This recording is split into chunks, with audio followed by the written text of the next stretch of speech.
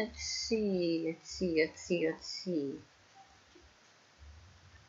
Uh,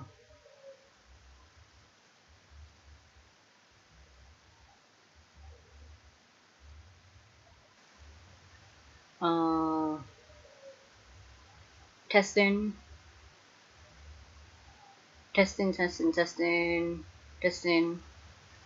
Alright.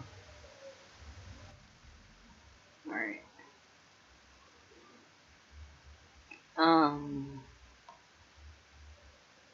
testing, testing. Why? Let me listen back. Testing, testing. Why? Let me listen back. Testing, testing, testing, testing, test.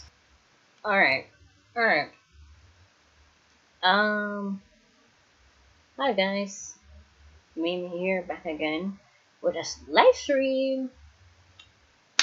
So, as some of you may know or been seeing, right now, Boruto Two Blue Vortex, the time skip, and oh dear, the community itself, the community itself. The community, the community, the community, the community. Because believe me when I say this though, I've never seen some brain dead arguments in the community.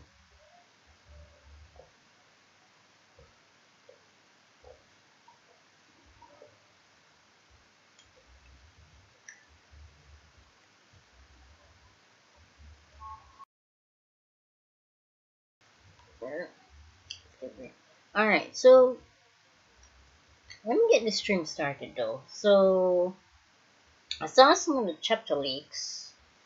I am going to read it, catch up with it, but I decided not to do any like recording. I just decided to just fire up a stream to kind of have my thoughts out there in real time and replace. So yeah, the thing is though, I've seen some of the things on the the, the new manga, like the time skip. And alright, let me address something here with Sarada and all. So Sarada's design sucks ass. She looks like a prostitute. She doesn't look like a ninja. And the way she's been back talking Shikamaru, no. I'm like, no, no, no, no, no, no, no, no, no. I'm not gonna tolerate this. And I love Sarada as a character. It's been that way since 2015 for me. But I'm like, why though? Why? What kind of defiance is that? And another thing too as well I've seen through the like the spoiler leaks for it. Like in the spoiler leaks, and I realize this on Twitter as well, what I've noticed is that, and a lot of people have brought up very valid theories altogether. Very, and when I say bring up very valid theories, they have brought up some theories that made me go, yeah. For instance, Ino is missing, Sakura is missing, um, Delta is missing especially. Like some of the characters are just missing. And this one tweet I saw under the Boruto Blue Vortex tag on Twitter is that, and the person brought up a good point, and I say I would just make it as a theory right here, a live on theory that something about, because rereading that the end of Shippuden manga, where Kakashi said that because he authorized the he authorized for Sasuke to he authorized the pardon of Sasuke. If some of you who happen to come into the stream and don't know, don't worry.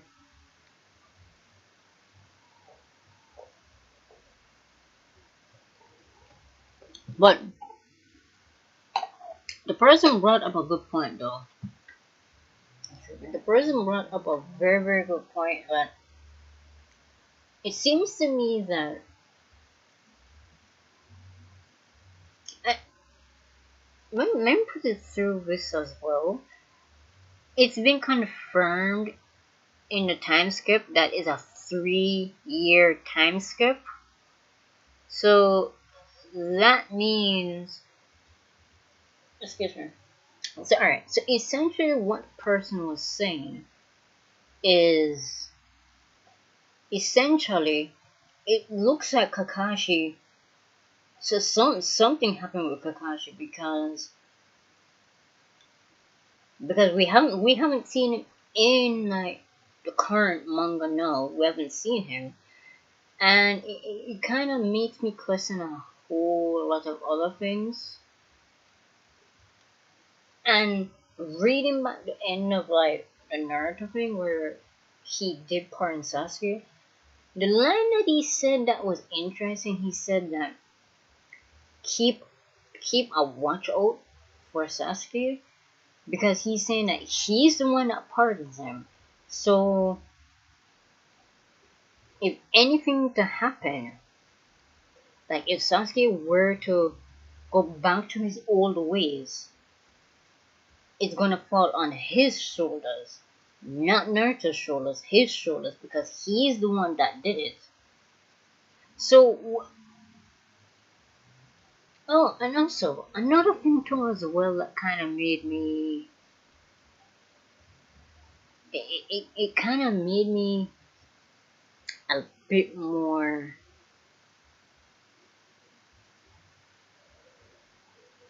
I must say, it kind of makes me a bit more. Oh, what's the word? Alright, let me just say it though.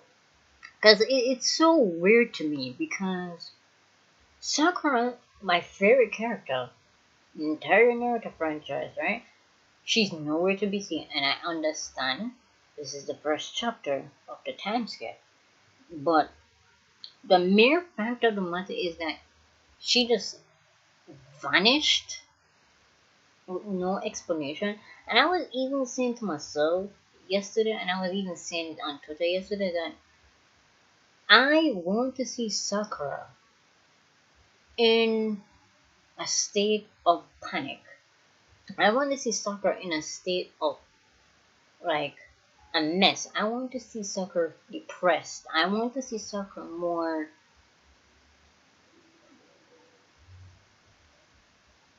like, I want to see her more in a delusional state. I want to see her more in a delusional state, denial, grief, and sorrow. Cause I mean, here's the thing though, right? In the village, everyone has been told the Hokage is dead. The 7th Hokage is dead. He and his wife. And who did it? This person, Boruto. Knowledge and all that. And I made it a point where I said on Twitter that I rather want to see Sakura have all of her emotions, because I'm like, and I even said it like, what the hell is Sakura doing? I'm like, is Sakura still mourning Naruto's death as to why we haven't seen her? Because mind you, there's many more layers to this, right? You have Naruto's death, which she's still grieving about. Sasuke's second betrayal of the village. Now that one, no. The Sasuke betraying the village again. I feel as if though that has to hurt for her because I mean let's think about it though, right? You try to give someone like Sasuke a redemption. You try to help him see the error of his ways. Try to see things that actions do have consequences. That everything, but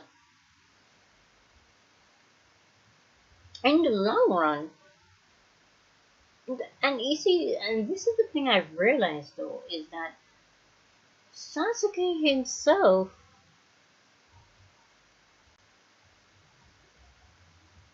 Sasuke himself, Sasuke himself is like he doesn't give two shits. Sasuke himself is like he doesn't give two shits.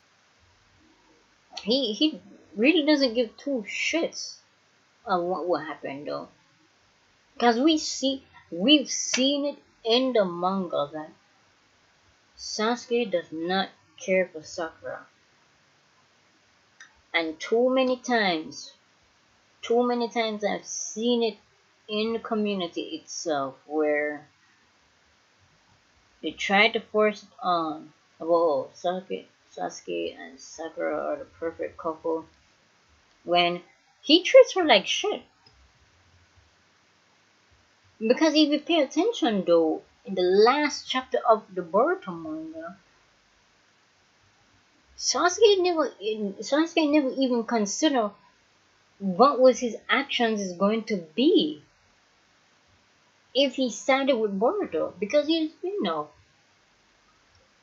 the thing. In all the four nations' mind or the five nations' mind, he's a traitor again. And you have to think about the perspective of every other you have to think in the perspective of every other sage in the other four nations. I said five, but I'm gonna say four. You have to think about their mindset about this. They heard, oh, Sasuke has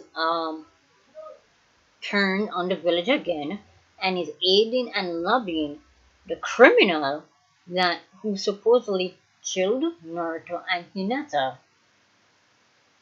Right? So in the four nation leaders' minds, Sasuke is a traitor again.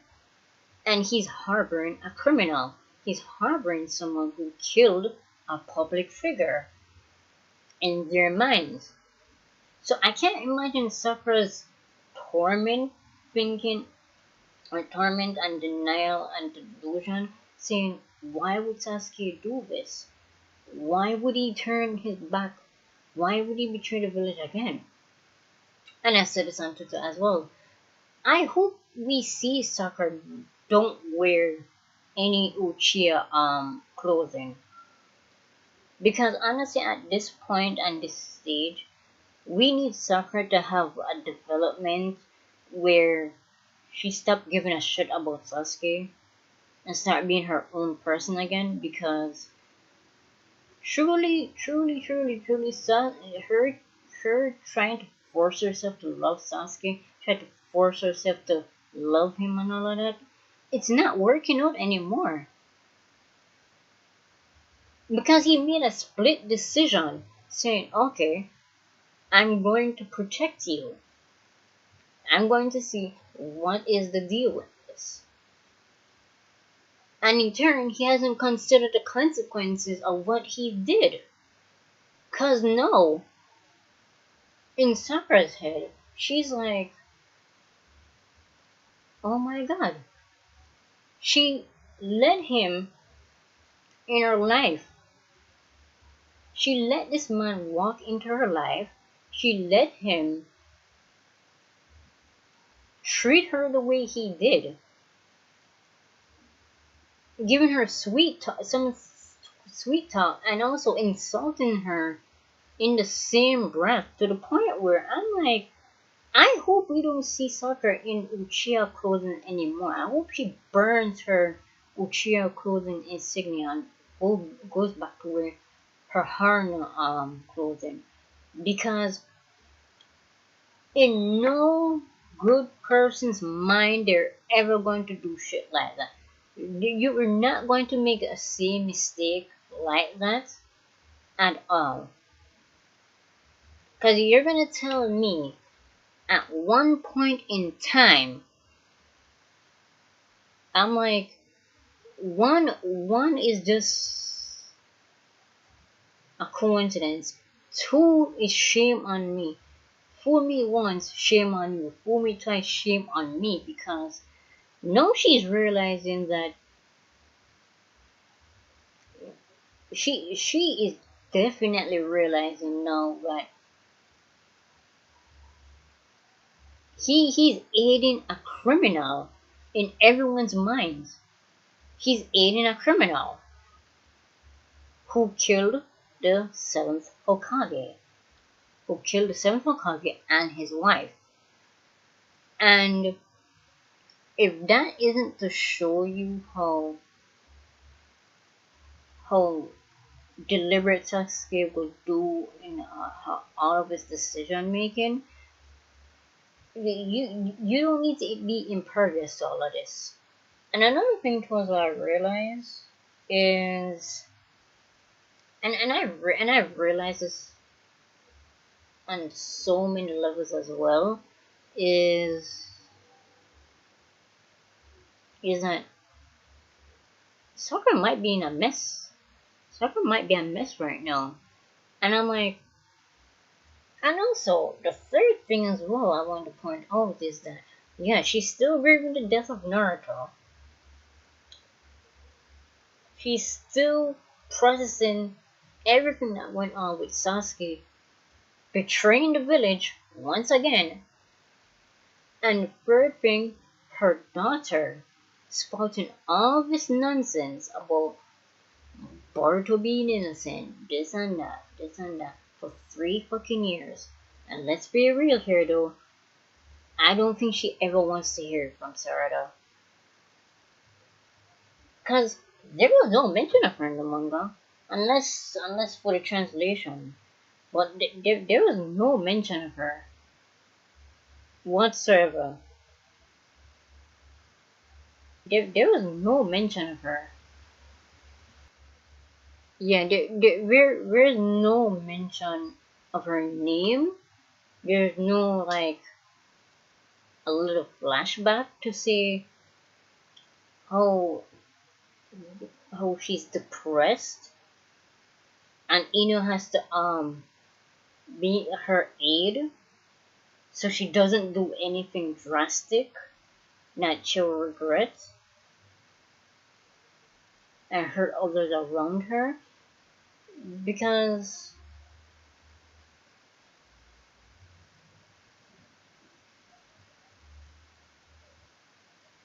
I don't know. I really don't know. I really don't know. I don't know. I truly don't know, because at this point in time, I just rather see Sakura not wearing the Uchiha symbol, not wearing any Uchiha clothes. I hope to see her just leave the Uchiha compound, like pack up all of her stuff from there and just move into her secondary house, because I'm like, and another thing as well, someone pointed out on Twitter, and I totally agree with them, saying that Sakura basically lost everything. And I'm like, and I have to agree with that, because basically Sakura has lost everything. She lost Naruto. She basically lost Naruto, who is her lifeline. She got betrayed again by Sasuke. No, I feel like she can't trust Sasuke anymore or trust anyone else. She's on the verge of losing her supposed daughter because her daughter's been spouting nonsense. And then no, the village is about to be destroyed completely. So basically, everything Sakura worked for from early age to adulthood, she loses everything now. She's losing everything now. And I'm like, that's kind of the sad reality of it because if you think about it, it does happen in real life where someone built something from the ground up, worked so hard to have a family, provide for the family, and then no, to see all crashing down. I'm like, how well do you think a person's gonna take it though?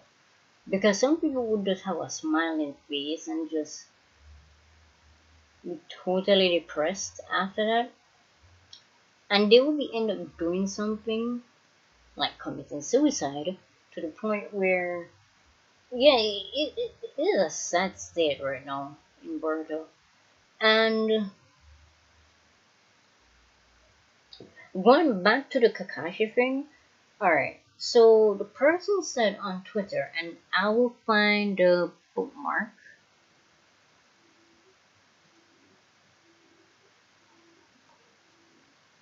I I will find the bookmark.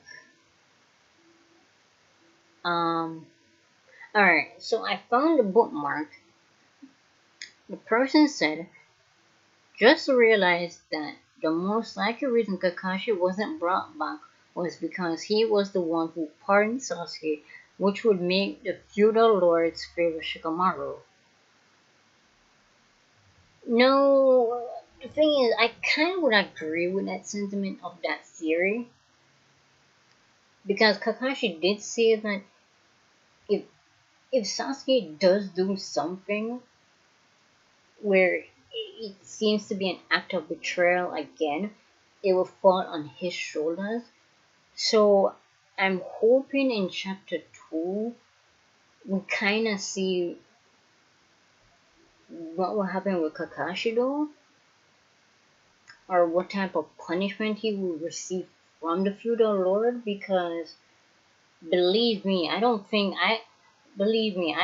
Kakashi is gonna get off scot free to this. Because I think because he has to answer to the feudal lord. He has to answer to the feudal lord regardless because number one, his former student, who he pardoned, was a known terrorist of the Akatsuki and literally Orochimaru's student, let back into the village and got pardoned. All of a sudden, in turn, is aiding and abetting the criminal that killed the seventh Hokage. I feel as if though I don't know what is gonna happen with Kakashi, but it is not gonna be pretty. It will not be pretty for him.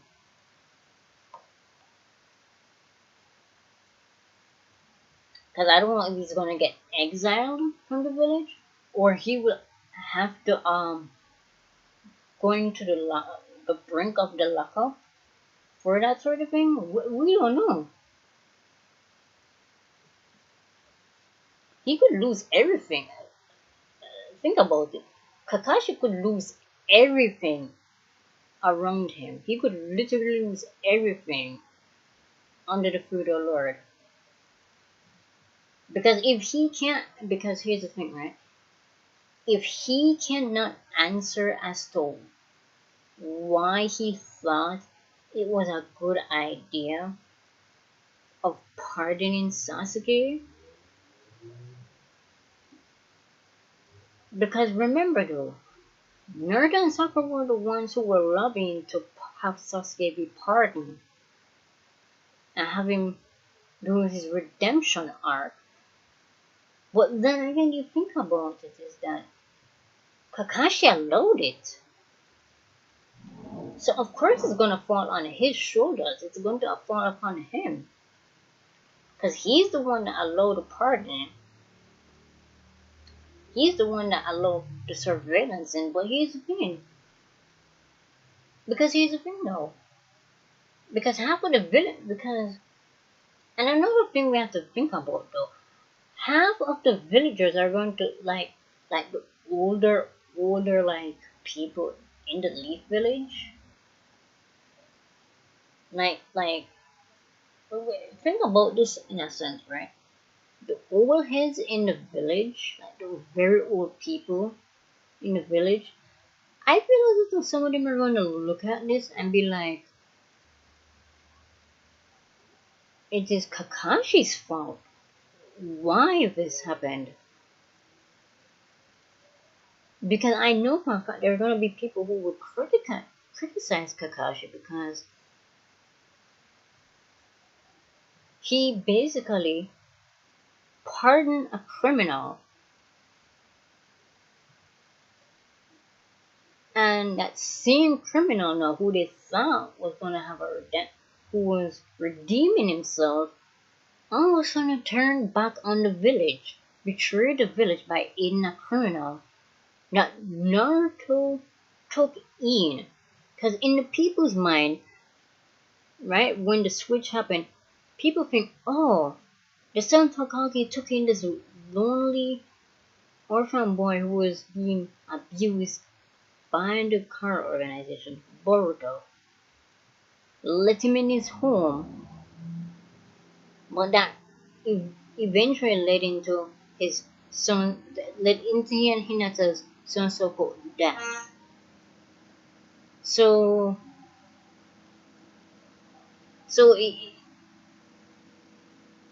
I kind of see it as an ironic thing. I kind of see it as an ironic thing.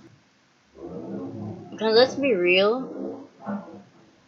I'm gonna be real here and say that fate is ironic when it wants to be. Let's be real here though. Fate is often ironic.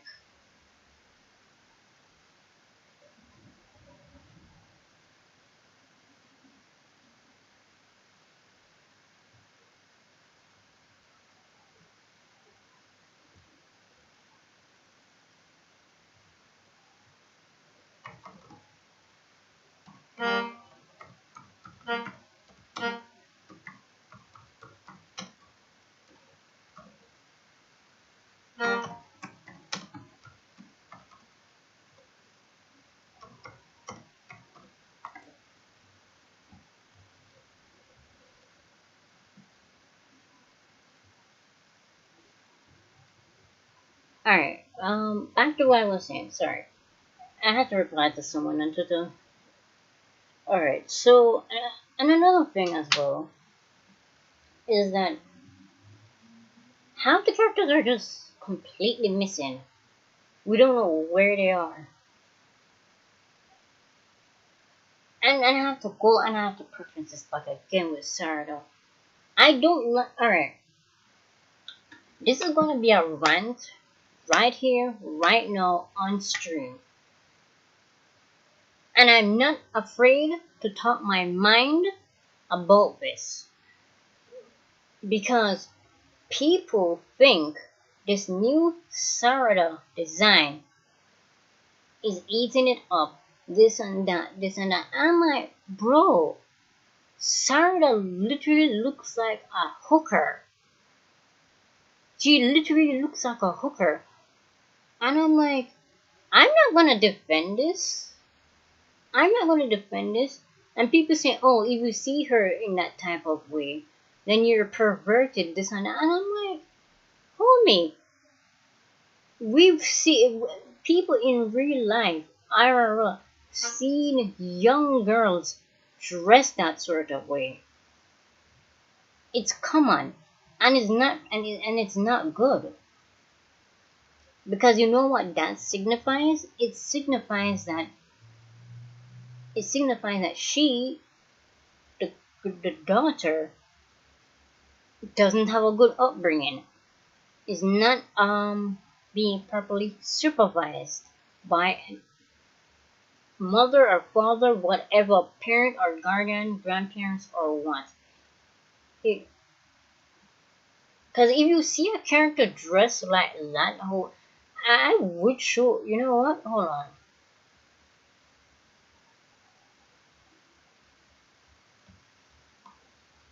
I'm gonna show you what I mean. I'm gonna show you. I'm gonna show you what I mean.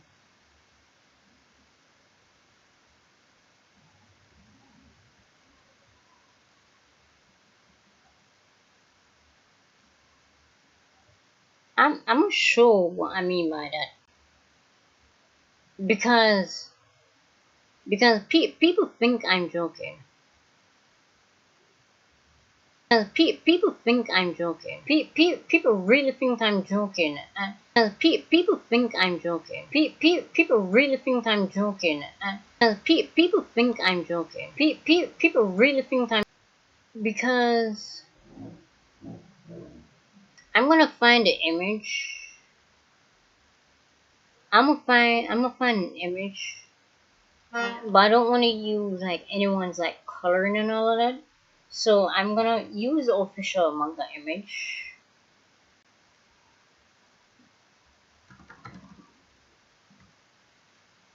and show you what I mean.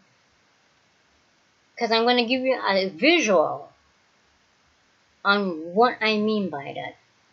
Because who comes into this chat who don't know what I'm talking about, or anyone who's a manga fan, regardless, a manga or anime fan, like me, would understand, especially if it's in the Naruto franchise.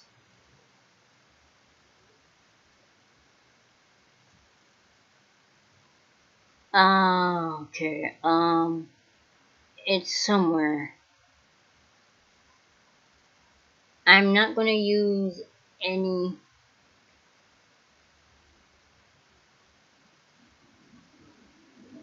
That's on TikTok.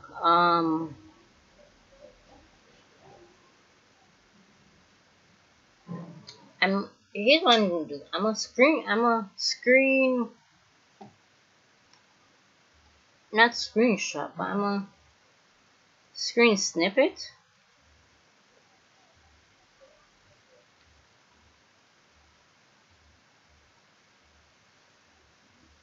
Because I'm gonna show you I'm gonna show you what she looks like. Some people may not know what I'm talking about, but I'm gonna show you.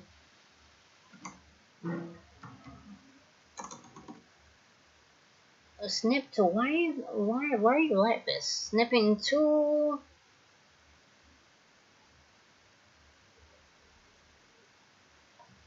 I didn't ask for media player. Why? What?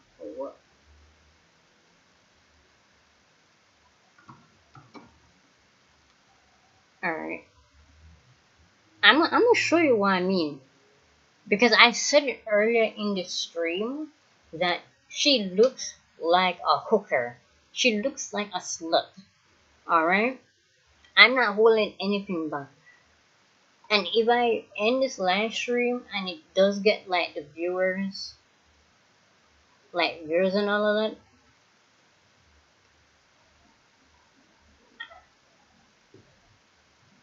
that, like who will watch this, because I know for a fact they're gonna see this live stream VOD.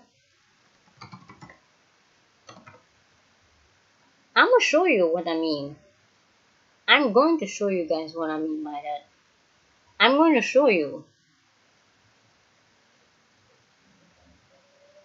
I'm going to show you what I mean by this. Because people think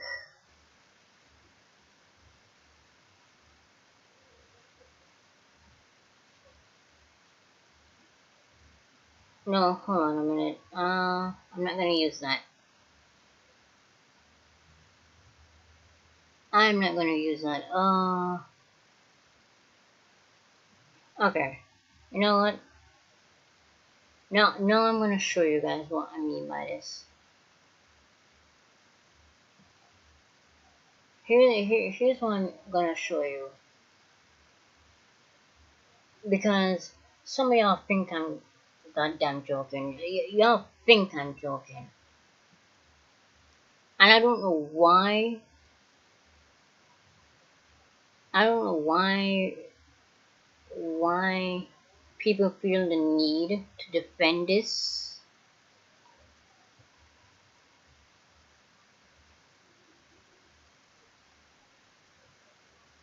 Let's see.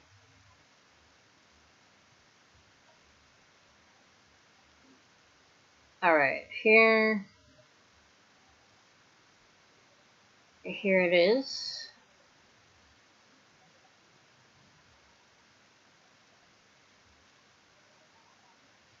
Right, here it is.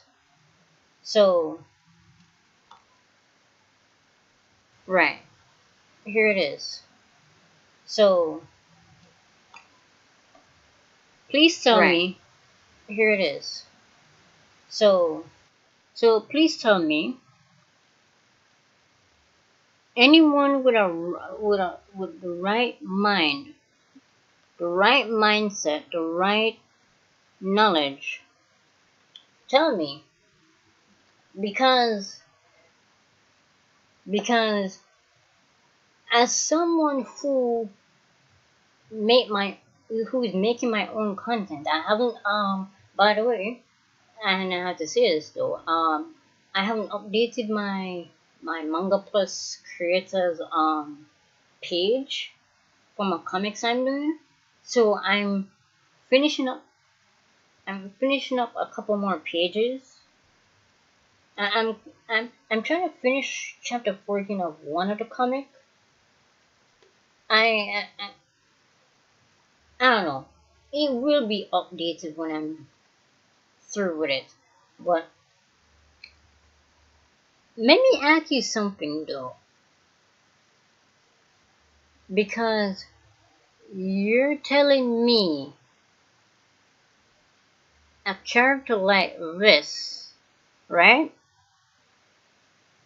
You're telling me that you're telling me that people in the Naruto Boruto community are going to defend this? Because I'm not going to defend this though, because look at her. She looks like a typical hooker you'll find in like the downtown area of the backwoods. I'm not joking. Because and here's the thing though, because when most of us pointed out that why does she look like that? Why does she look like a hooker? Other people on the side of the community try and turn it on us saying, oh, if you see it like that, that's a perverted man. I'm like, nigga, we're reading the same manga. Do you not see the problem with it? You don't go out in the field, especially if you're in an assassination job like that. If you're a shinobi or something, you don't dress like that like you're going to the club. I'm sorry, but y'all niggas cannot keep defending this shit. Y'all niggas cannot keep defending this shit. And this is not the first time a lot of us call Ikimoto for that shit. Because he did that shit in 2015, 2016. When he tried to make Sarada look sexy. And I'm like, and everyone pointed out, you're writing a child in a fictional story looking like a hooker. What is your goddamn problem, Ikimoto? Because nobody's going to sit there. Half of us in this community aren't going to sit there and defend this shit I've already seen like people, this one person on Twitter right now. I've seen this one person on Twitter right now who made a drastic better concept of what you would look like a version of her outfit, and it looks way better than this. Bro, I'm like, bro, we're not gonna do. I'm not gonna keep. We're not gonna defend this shit because I'm like, this is like the fifth time Ikimoto has been doing something like this, and anytime if either of any of us in the community call this out, you know what they're gonna say? Oh, this and that, this and that, this and that, this and that. And I'm like, bros, why would you do that? What made you think that was a good idea?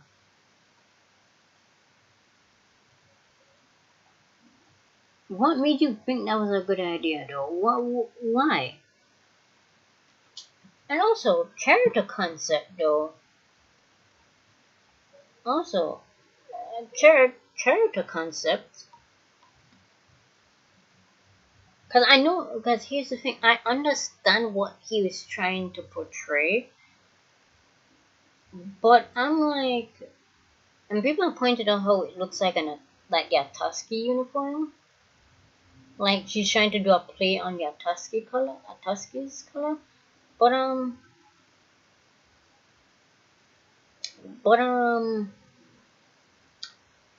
I don't think Sarada is supposed to be the smart one in Team 7, but I don't think Sarada understands that if you go wrong trying to imitate what their Tuskies were wearing, some people are gonna look at you like, oh, so now you're supporting a terrorist group? Because you're telling me for 3 years straight. Because you're telling me for 3 years. You're telling me for 3 years she's trying to convince niggas in the village that Boruto is innocent and Kawaki is the imposter. I'm like,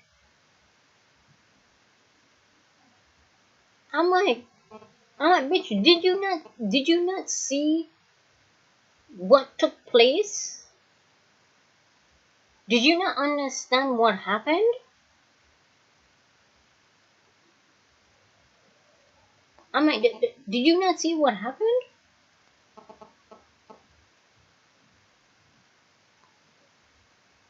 And I feel as if the people in the community out there, and this is the thing I think people in the community actually forget, that everyone's minds are altered.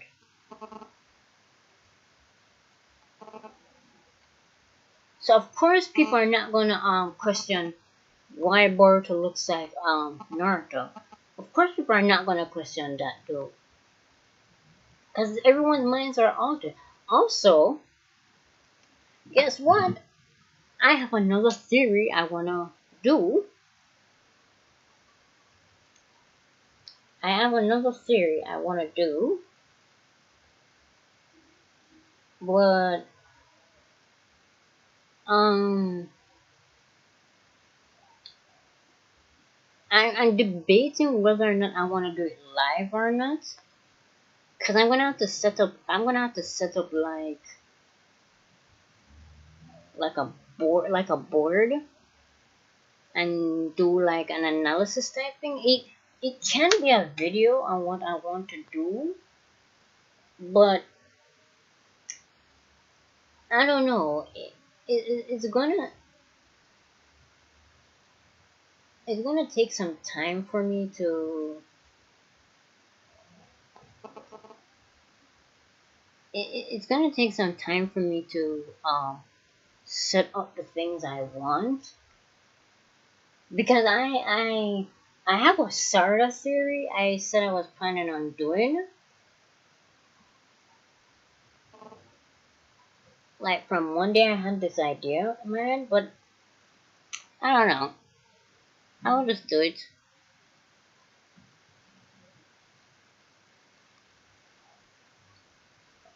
I must still do it though, because though it might not be right, like because there gonna be a few plot holes into it.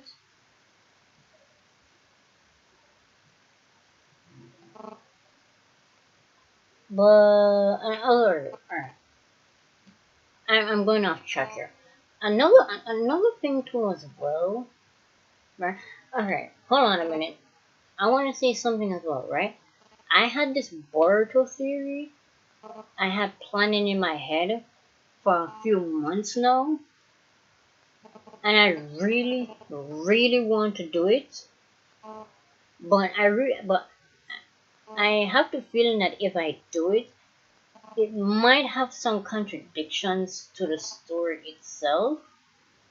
But I'm gonna do it anyways, because I like to make theories, and also I want to keep doing the anime content back on this channel again, because I know my JJK review is gonna be back up.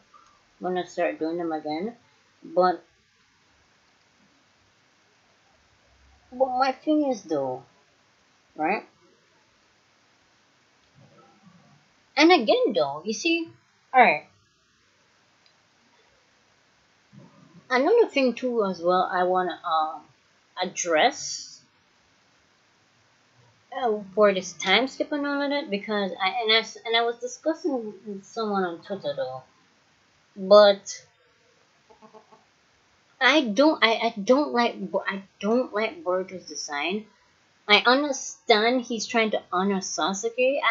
Listen, we are thinking Sasuke is dead. We've been told this since 2014, 2015, when Naruto Boruto Next Generation is moving out, and Kishimoto said in an interview that he wants to kill both Naruto and Sasuke off to give a new generation a push. That's how I remember what Kishimoto said. Alright? And the first part of the anime manga, we see Boruto and Kawaki fighting. We see Boruto in Sasuke's cloak and sword, and we all say, okay, so that confirms Sasuke is dead. But my thing is though, right? If Sasuke is going to die, and Boruto is honoring him by wearing his cloak and having his sword, then I'm like, hold on a minute.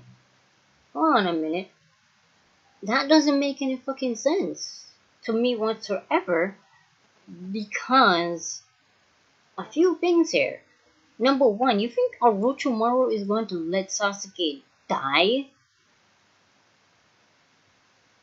Because I had this thought yesterday, and I don't think I've seen anyone talk about this though, but I'm like, and then I might mention it on Twitter, but I'm mentioning it here on the stream, on this review stream, that if Sasuke were to die, I'm like, you think Orochimaru is just going to let his prized student just die off like that? No, really, are we to suggest that Orochimaru is going to allow his prized student Sasuke to just die off like that?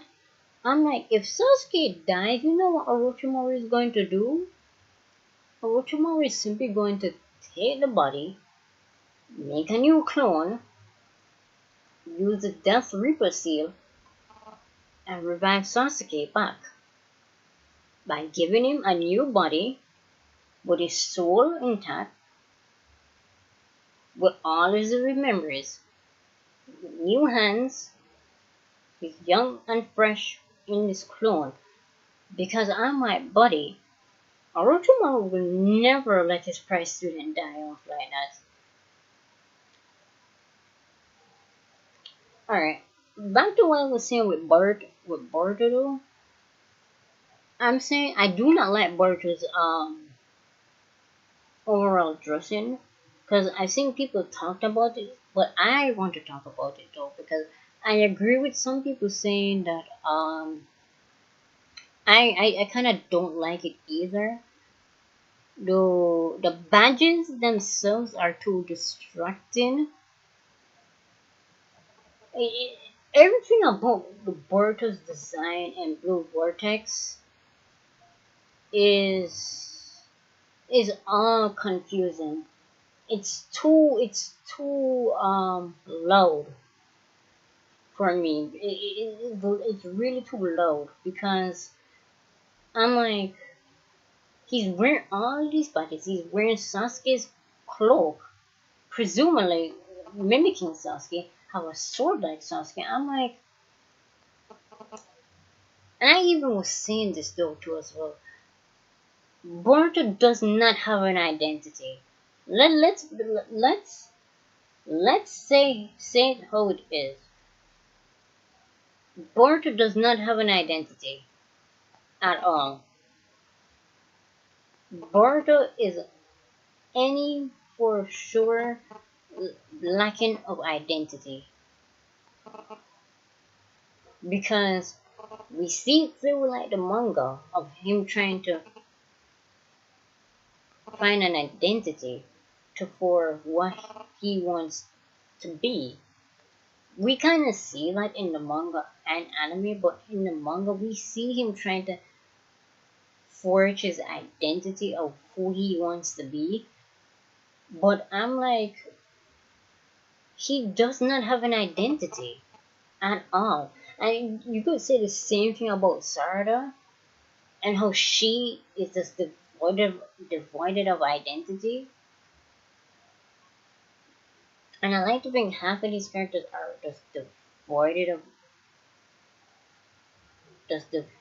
of identities because they're completely devoid of identities because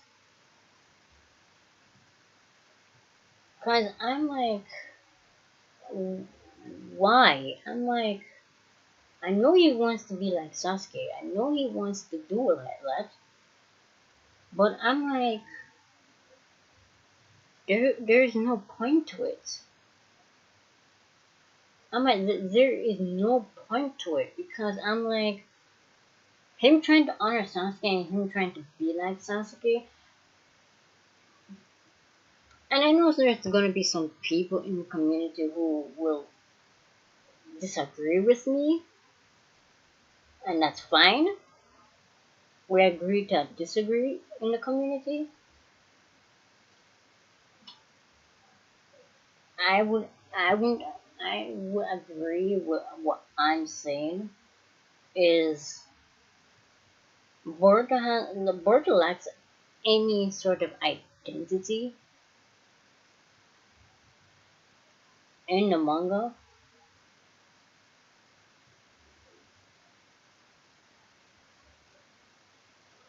He doesn't. He lacks semblance of identity.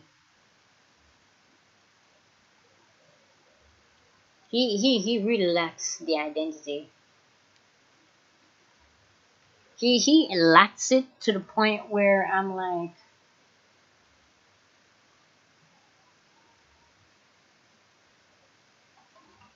he lacks the identity.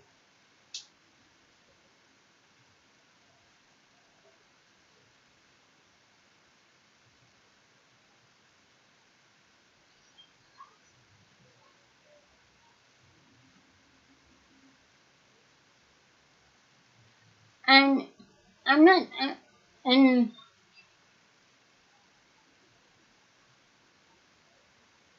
and listen, all right. I'm not I'm not hitting on the Boruto's character and all of that, but They really just want to make Boruto just seems so unlikable at times.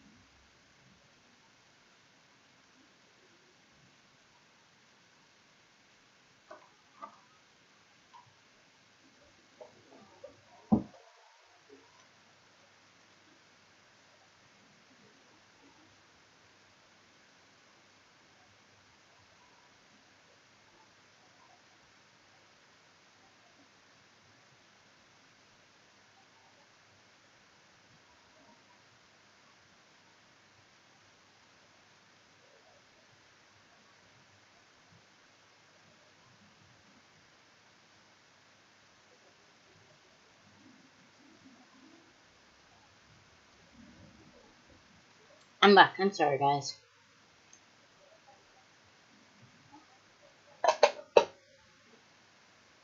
But as I was saying, and as I pointed out, and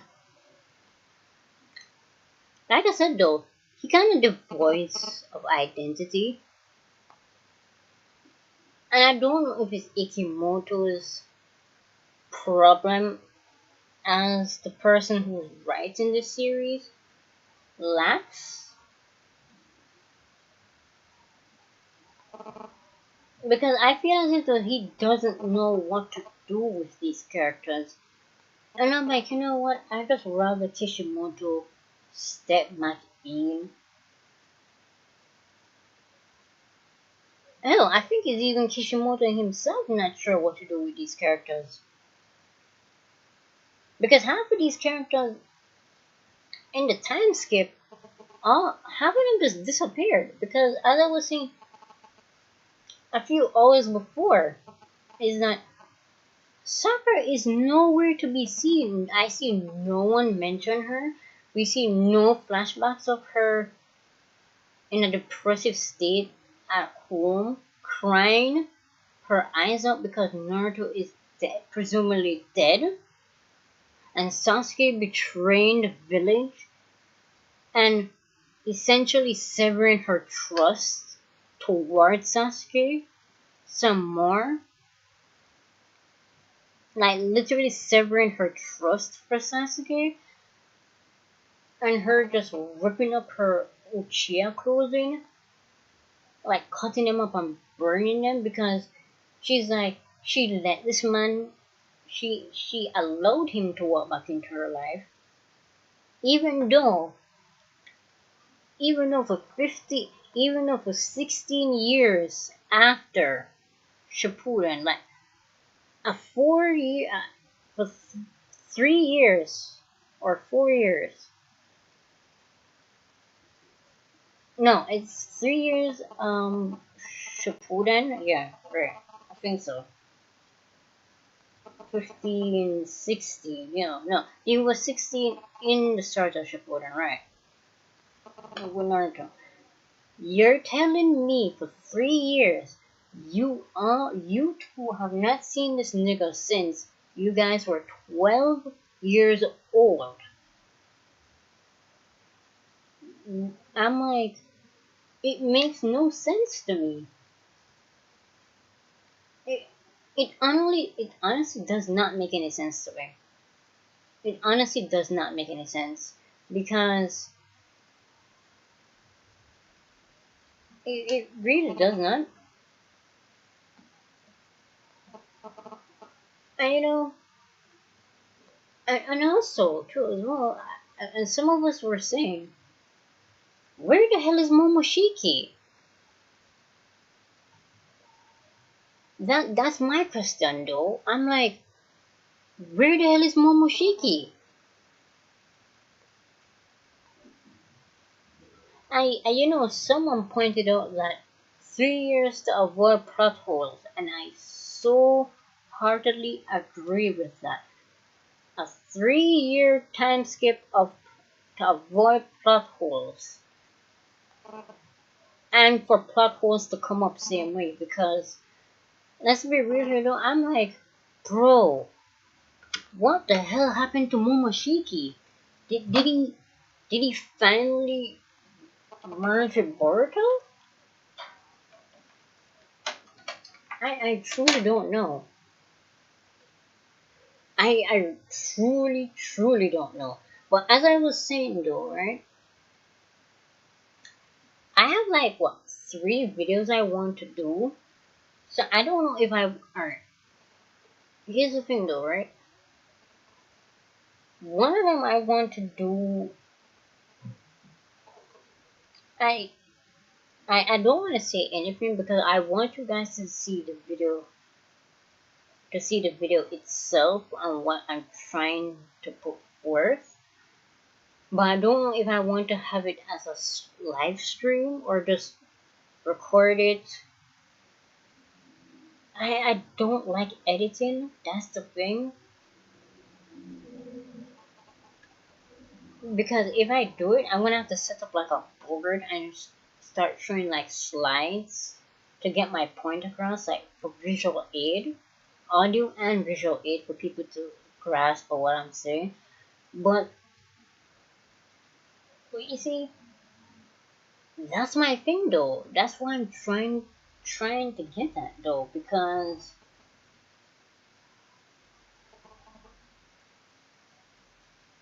that's why I'm trying to get that though. Is I don't know. I truly don't know. Because I have a project I was supposed to be working on. I had a project I was supposed to be working on. A Boruto fan project. I was supposed to be kind of be doing a chapter on. Yeah, everything's a mess right now. I haven't been doing my story typing. I've been trying to finish out some of my comic pages to upload manga plus creators and all that, but I haven't done any more typing. But I'm gonna try and get back to that as well. But really and truly, if you think about it though, and I don't know because here's the thing though, the Boruto manga itself is is monthly, same way, and then and the next few months we're gonna have like DBS, the new DBS chapter, and oh dear, oh boy, oh dear. I will still need to make. I was still gonna do a video on my theory of what next arc might be about, but I don't know because alright, because for the alright, so for the Boruto thing, no, my thing is, and this is what I'm trying to wrap my head around is when are we going to get to the point where the village gets destroyed and Naruto and Kawaki are fighting? Because it seems to me it kind of matches to what we see the start of the manga and anime, and I'm like, and this is what I thought they were going to do. I thought because we were basically told a few years ago that for what we see in the Boruto anime and the manga depends on the continuity of what what anime fills in the gap for the manga lacks. Because we were told a few years back, 2015, 2016, 2017, that the entirety of the Boruto manga is is essentially a flashback story to how it led up to that incident, right? So my assumption was that okay, if we do get to that point of the start of the manga that we got in 2015. Then I hope when they do like the cut off point, they cut to that fight and they show the result of the fight and see who comes out victorious. And then we see the aftermath and build on top of the aftermath. I thought they were going to do that. I thought Ikimoto was going to do that though. In the series, show the fight Kawaki and Boruto has got into. Like, alright. What I mean by that is I thought when they were going to like end that part of the story of how all of this how all of this was led up to, I initially thought that we were seeing all of the shit that happened. So we were seeing what Boruto was thinking about while fighting Kawaki on the Hokage monument. So I thought they were going to do like a flash forward back to that fight that we saw at the beginning of the anime, beginning of the manga. And then we continue seeing that fight and we see who comes out victorious, either Boruto or Kawaki. Because here's the problem though too as well. Here's the problem we have as well. Because here's the thing. If Boruto kills Kawaki, if he somehow kills Kawaki, I'm like, nigga, you ain't gonna get your parents back. Things are not gonna change. The Saragon technique is not going to undo the Saragon technique. I don't know if that's what Boruto thought was gonna happen. I don't know. And I was thinking about this last night, and I was having like some ideas. I'm gonna kind of write them down, like plan and draft them out, and just do it. I have a couple of good ideas of what I wanted to do, but I was saying to myself, though, as well, and I'm like, if all of this is going on, I'm like, where's Kashin Kojin though, right? Because I would expect to see Kashin Kojin come up and say, okay, he wants to save Naruto, and he sees Boruto, and he would say, alright, Boruto is the key in saving Naruto, to get him out of the dimension. But my thing is, and I was saying this last night to myself while I was trying to kind of like walk off and take a break from the laptop and all of that, is, and this is the weirdest thing, not the weirdest thing about what I thought, but you guys will see what I mean by it. Because I was essentially saying that instead of Kashin Kojin wanting to go to Boruto and tell him that he's the key in saving Naruto and trying to do all of this to stop Code and Kawaki, I was saying to myself, Sakura might be the key in saving Naruto. You will see what I mean by that. You will see what I mean by that. Like, I was saying, Sakura is the key to saving Naruto. But that's all I'm gonna say for now. At least that's all I'm gonna say for now. But I don't know though, bro. It kind of leaves me in a. Listen, all right. For me to still be reading the Boruto manga after all that pain and tribulation we've been garnering for months and months, for years now, and all of that, and the shitty writing, the shitty plot holes, and all of this and all of that. No, I'm like, no wonder why the Narusaka community is still thriving, because people see it as a disrespect to us, the fans. And you Hinata Tarrants who are going to come and watch this video, do not come in my comment section this and that, because Narusaku is canon. And I don't want you guys in my comment section all this and that. Comments will be deleted in my comment section. I would allow any comments. I wouldn't care, but I'm like, don't come to my comment section and try that shit with me.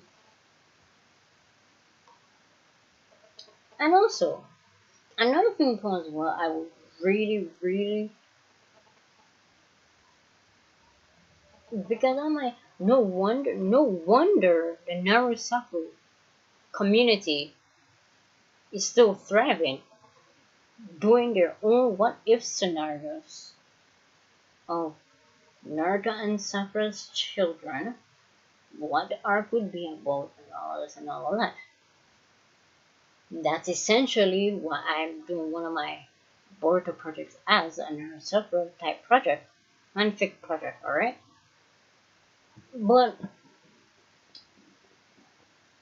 I mean, it's coming out soon. The chapter is coming out tomorrow for us, because the chapter is already out in Japan. But let's be real here, though. Like in some time zones, it will come out early, and some. But let's be real here, though. I don't know what is with Sarada's deal. And I was saying on Twitter that Sarada needs to shut up, bro. Sarada as a character needs to shut up, because I was essentially saying on Twitter though, Sarada should be glad that this isn't any other Hokage, because let it be any other Hokage and he brings that type of attitude and insult to that Hokage. And I was even saying to people that let her ever try that with any other Hokage. You know what will happen to her? Because that Hokage will say, I don't care who your mama is, who your teacher is, or who you're related to. You do not come here and disrespect me, the Hokage lad. But you know what they would have done to her? They would have put her in custody. Or simple. They would tell her, say, hey, don't worry. Hey, by the way, don't think about going back to the Uchiha compound. You can leave through the gate, because you're exiled. Because I was saying to people, let this be any other Hokage. And I said this on Twitter yesterday, a few days before, that let this be any other Hokage, and Sarada would have been executed on the spot. And I don't want people come in and tell me, say, oh, that would never happen, Sarada this and that. I'm like, I don't think you understand in certain cultures, certain places, that if you do that sort of thing, there's consequences. So I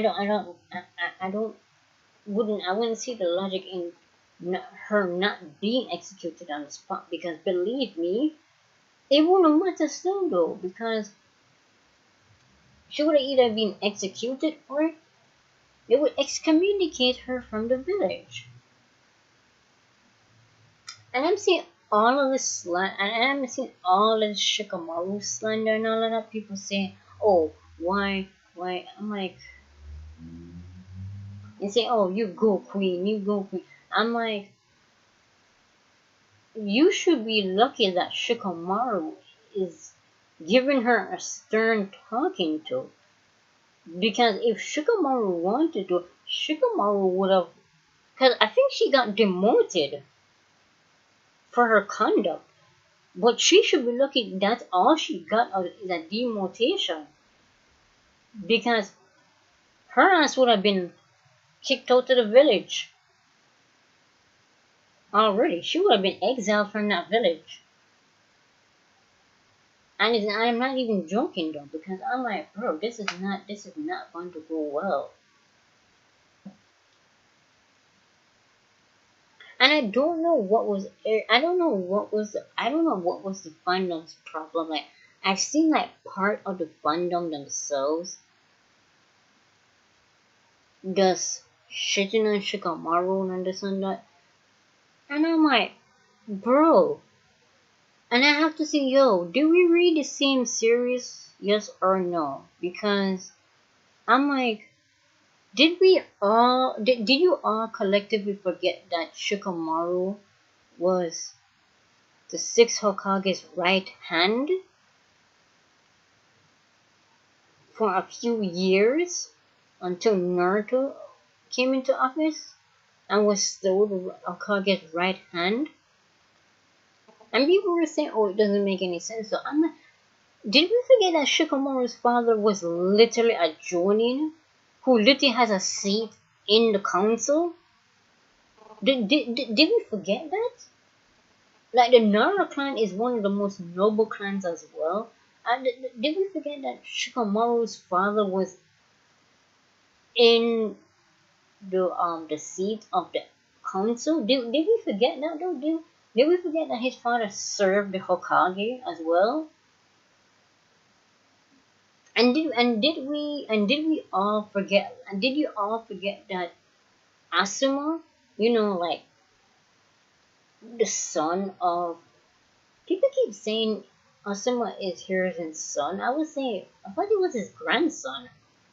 No, not grandson. His nephew.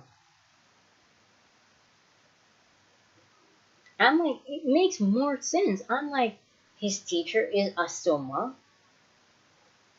who is the third Akage's son. That's what I remember people saying. I thought it was like his nephew and all of that. And then his father, who is at Jonin level, who does work for the Hokage on the council seat, and all of that. You're telling me, oh, Shikamaru is not good for that. I'm like, nigga, he's the right hand for 2 consecutive Hokages. I don't know, what do you mean by that? Of course he's fit to be Hokage, but the fact that Shikamaru said that he didn't want to be Hokage because it's a trap. And no, he's being put into it. And guess what? And I think a lot of people make fun of Konohamaru and all that. I'm like, there's a good reason why Shikamaru chose Konohamaru to be his right hand, because it makes more sense for him to listen, alright?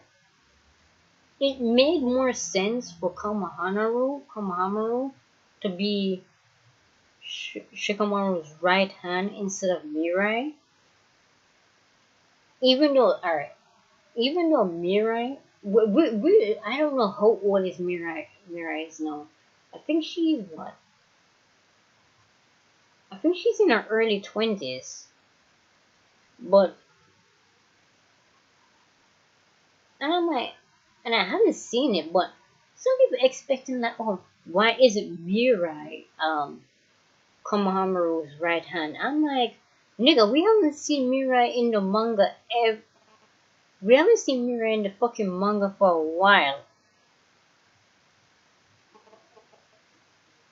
That's it. We have not seen her in the manga for a long time. And also, it makes more sense for Konohamaru to be Shikamaru's right hand, seeing that he's the direct grandson of the third Hokage. And also, Konohamaru said he wanted to be Hokage as well, just like his grandfather. So of course he's gonna learn the ropes with Shikamaru. Because here's the thing though, right? Because here's the thing though. Here's the thing we need to consider though. I don't know what is with the Leaf Village in killing off their Hokages, but I swear the Leaf Village has a problem with Hokages. And I was even saying a few years ago they should have just abolished the Hokage system, because they should just disband the Hokage system, because I'm like, bro, this is your 8th Hokage. I'm like, bro, this is your 8th Hokage. If Shikamaru dies in any way, shape, or form, you know who's gonna be next in line in the Hokage seat? Konohamaru. Seeing that he is Shikamaru's right hand, and he would have all the qualifications. He's the grandson of the 3rd Hokage. He was taught by his cousin or uncle, but not Masa. He was taught by Naruto and have other teachers, and another teacher, I don't remember who. Right. He's connected to Naruto, who he considers as an older brother too. Naruto literally considers Konohamaru a little brother to him. Konohamaru looks up to Naruto as a brother. Right? He's the new teacher for Team 7. I mean, of course he's gonna be. He has all this connection. All Ikimoto has to do is let him have a pearl. Let him be strong. Let him prove his worth. Let him prove his worth, because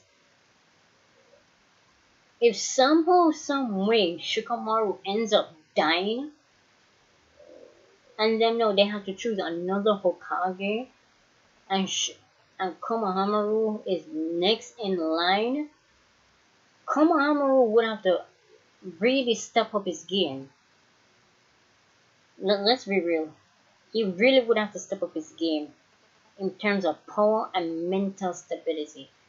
And also, I'm like, bro, the Leaf Village is going through Hokages like you go through your sock drawer or your underwear drawer, because, bro, this is their 8th Hokage. I'm like, y'all niggas have a problem killing your Hokages, don't you?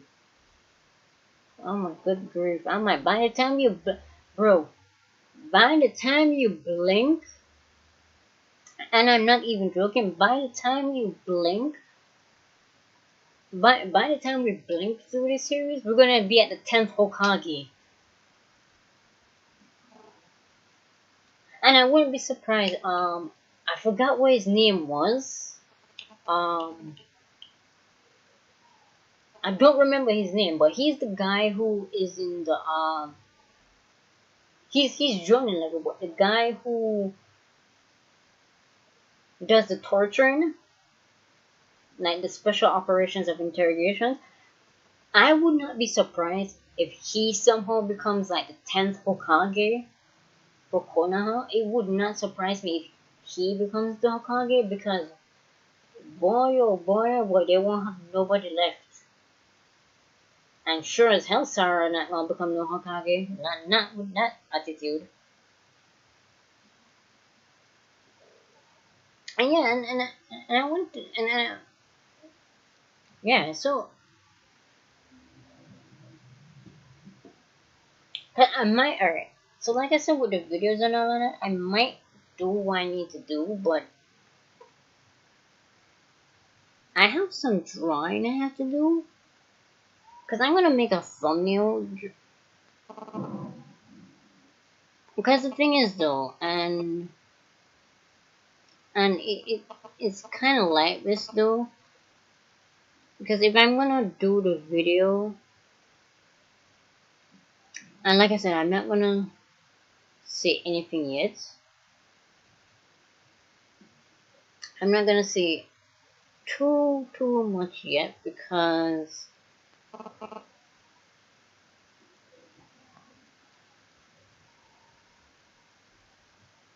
I'm not gonna say too much yet on what the video may entail.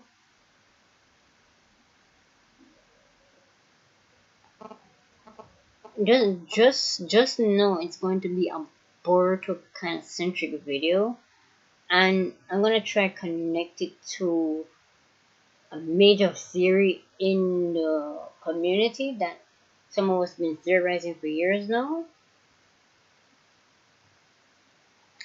And I'm gonna draw my thumbnail. I'm gonna draw it because why not? I found a reference image what I'm gonna do for it and draw it.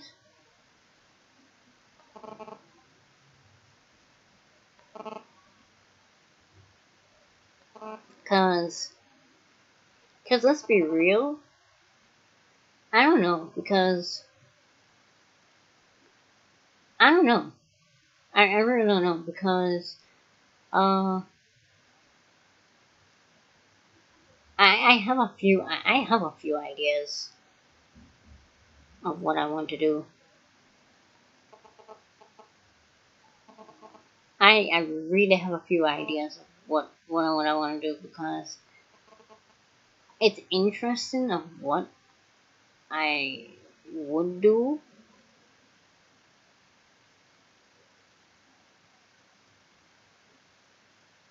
It's interesting and I don't know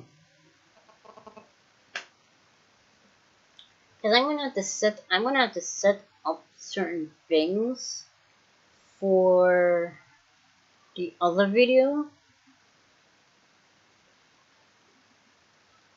Yeah, I'm gonna have to set up other stuff for the other video that I want to do. You see what I'm talking about when I'm doing it. And I know I'm gonna ruffle some feathers in the community, but I don't really care at this point. I don't care at this point. So yeah, I have two videos. I have no 2 videos, 3 videos at least. I want to do, or at least 4 videos. I think I might do the Sarada video in two separate Sarada videos. They're not gonna be the same, but it will be 2 separate videos and all of that. What else? What else? What else do I have to say? Because I'm gonna read the chapter properly, but honestly though, I don't know. Some of the designs are hit or miss for me in this in the time skip. The Sarada thing. I'm telling you right now, the Sarada thing. The Sarada thing is not. It will never. It's not gonna grow on me. So I'm not gonna try. I'm not gonna be like one of those persons saying, "Oh, the Sarada's design is growing on me." No, no.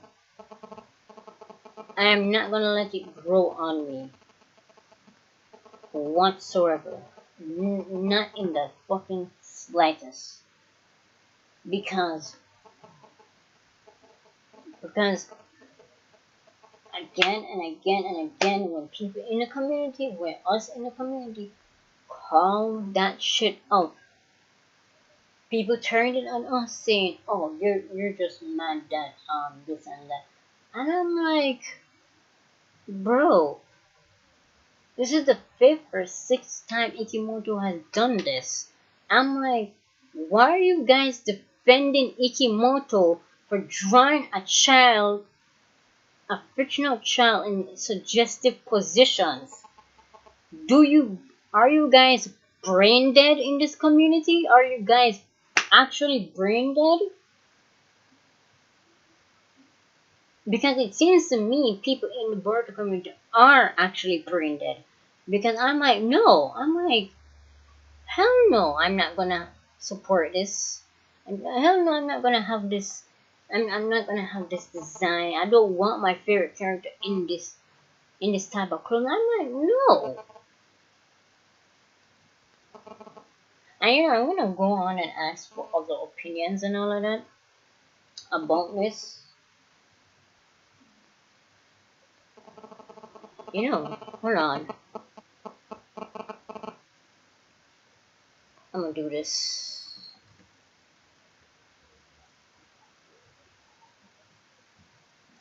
I'm gonna see who I can. I'm gonna see who I can get on right now.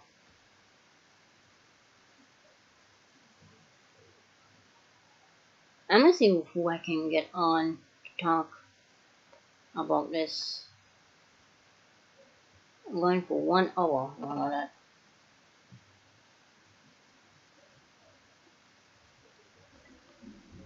Because here's the thing, though, right?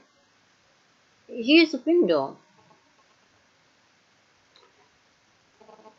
Because I don't know why people in the community refuse to see what some of us are saying and stop and think about, okay, this is concerning.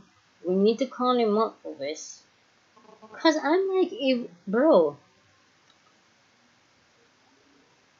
I feel as if this is why when people say this is why the anime community gets a bad rep, because of people.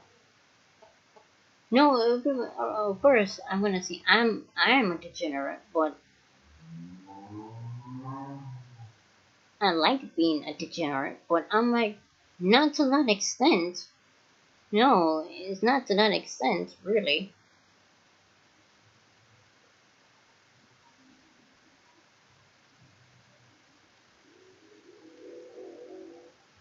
It's not to that extent because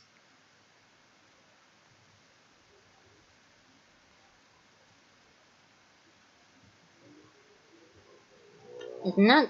It's not to that extent because here's the thing. Time and time again.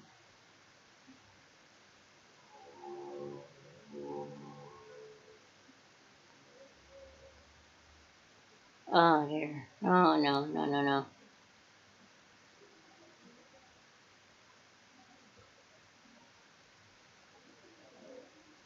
What's going on here? Oh, why did it drop?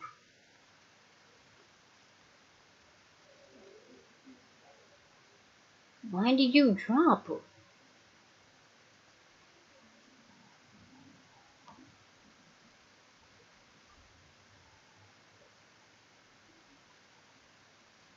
Something's different here. Ow! What the hell was that? Oh.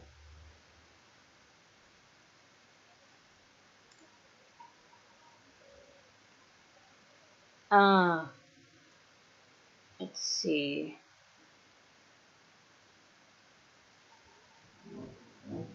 Let's see if this does anything. Um,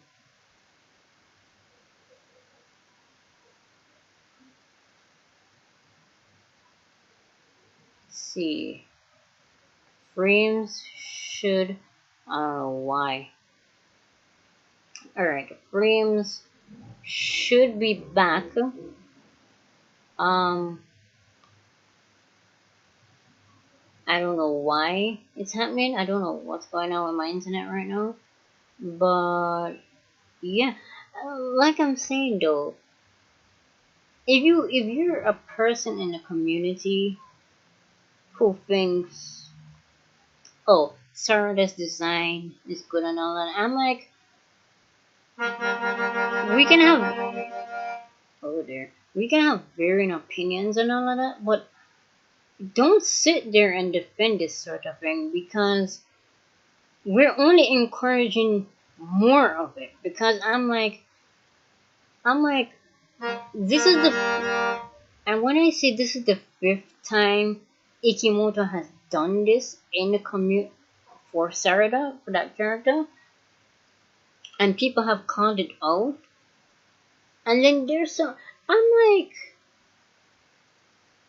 are we sure? Are we sure these are actual people who are fans in the community? Because the first instance we noticed he did something like this was exactly when he showed Sarada in this revealing clothing, and everybody was like, Ikimoto, what the hell is this? Why would you have Sarada dressed like this? And then, and I've seen some people on Twitter saying that we need to check Ikimoto's hard drive because, like I said before, this is not the first time. No, this is not the first time we've seen Ikimoto done something like this. And I'm like, I think we as community members in the Naruto community have the full on right to call this shit out when we see it. I think all of us in the community have a right to call these sort of things out and try and let the authors rectify it, because I'm not the only one who is calling this out, because there are other people in this community who are saying y'all are tweaking, y'all are saying, oh, why are you all complaining about Sarah's design? I'm like, bro, look at the design. Look at the design. Look at the design, bro. Look at the design. She looks like a hooker. She looks like one of those street hookers you would see on the roadside. And you can tell that's a hooker because the way they dress, the way they act. But some people in the community want to say, oh, she doesn't look like a hooker though. Nothing's wrong with that design. I'm like, bro, if I'm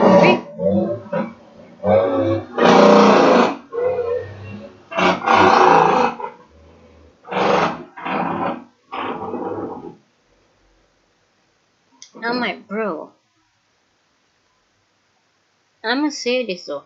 Whoever is in the viewing it, hi, my current viewer, concurrent viewer. But I'm like, I understand the color palette of the design, but I'm like, tell me this. If you see a 15, 16-year-old dressed like this and is walking around looking like this, would you not be concerned?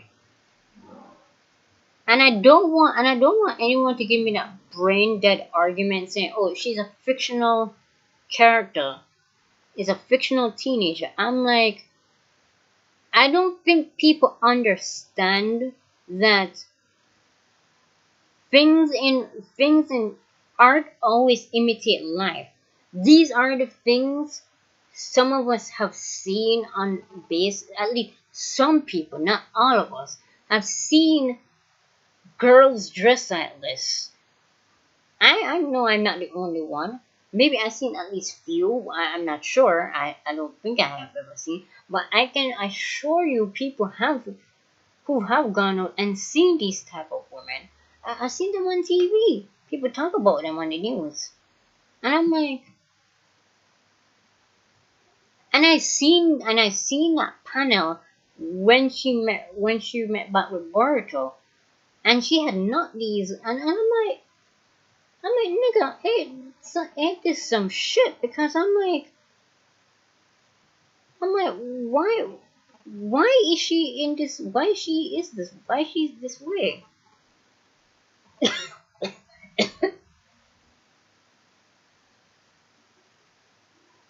Because I'm like, no.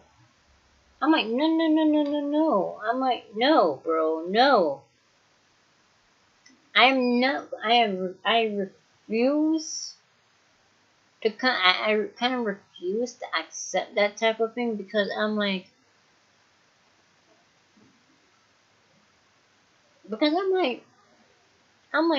is not a good character design.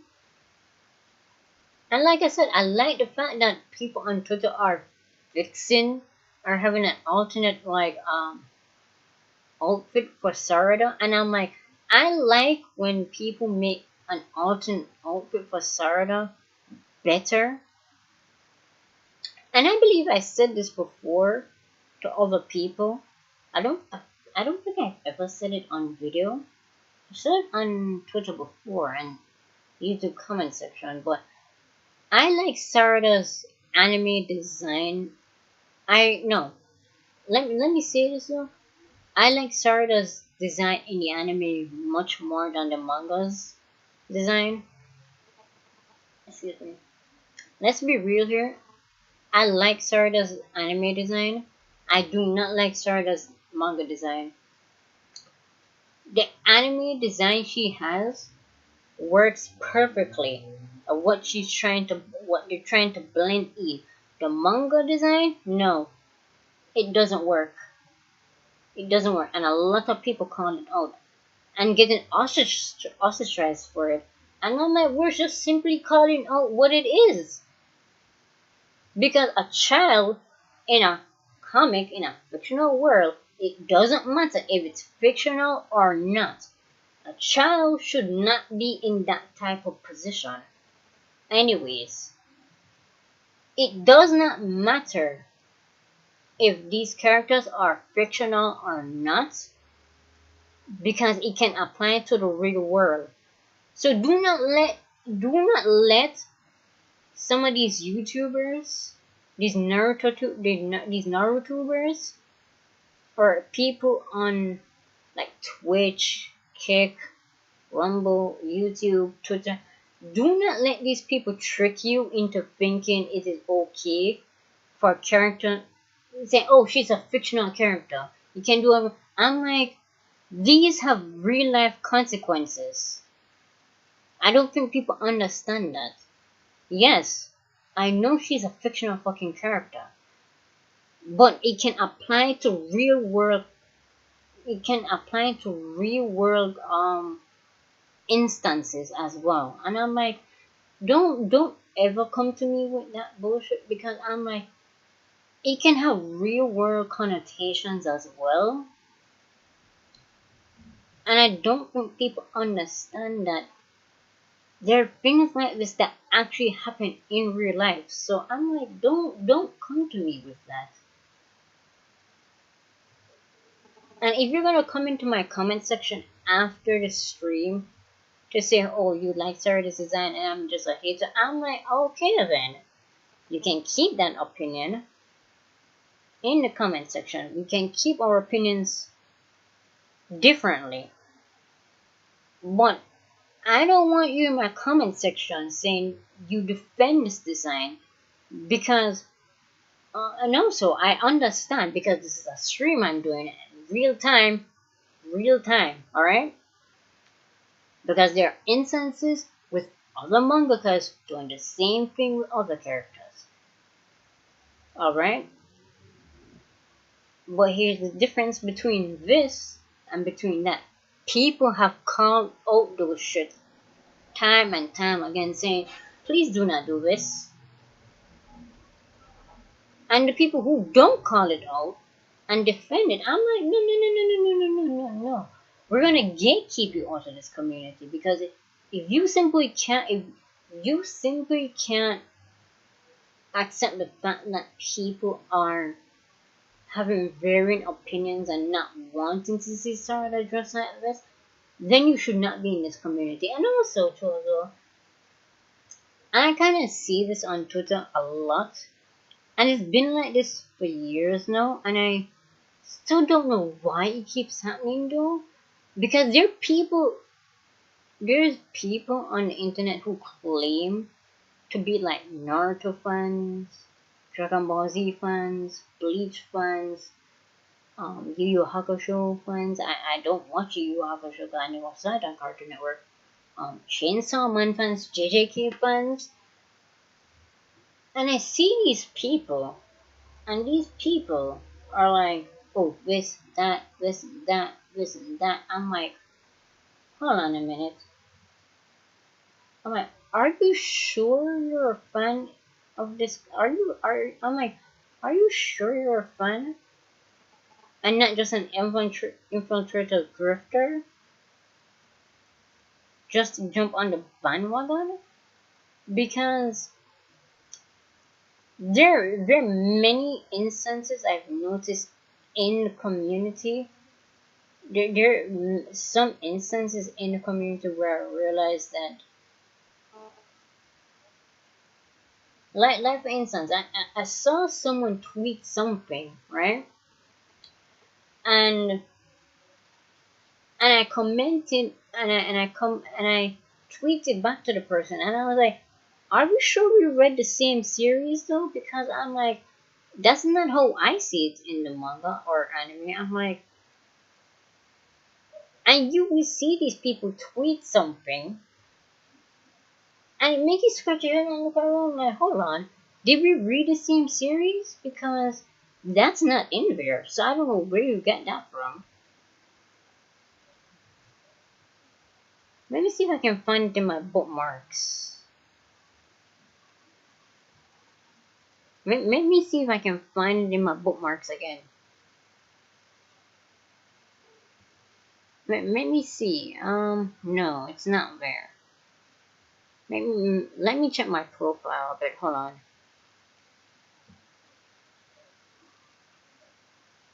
Oh, wait. I didn't like it though because I didn't like. Right, I didn't like the comment though. So,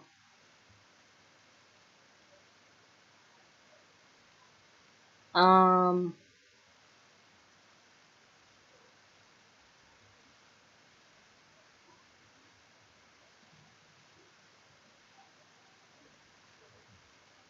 I guess it's not there because I didn't like the comments. But I don't know.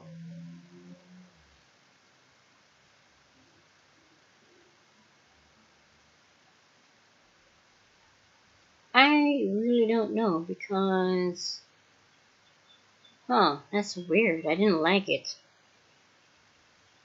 Excuse me. Alright, let me check back on the trending tab.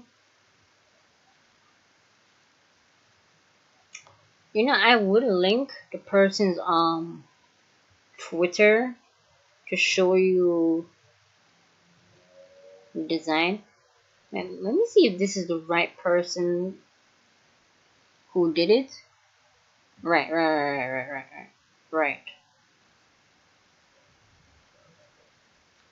I'm gonna show you the design. I'm not gonna.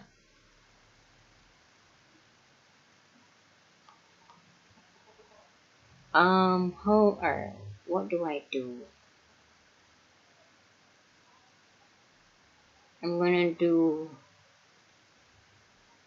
window capture.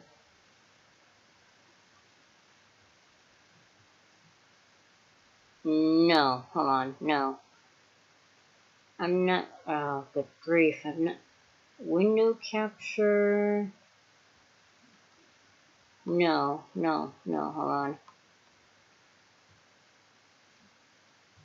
Alright, it has to be from here. Display capture, primary monitor. No.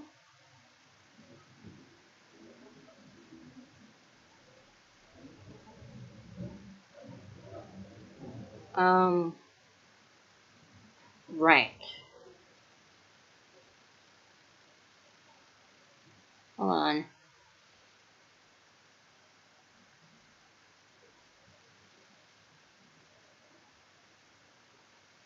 I'm.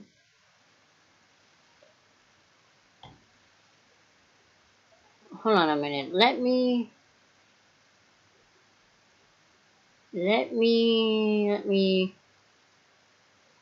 Gosh, how should I do it?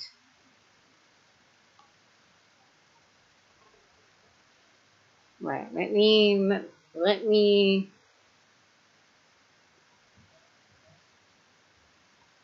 Right. Let me do this now.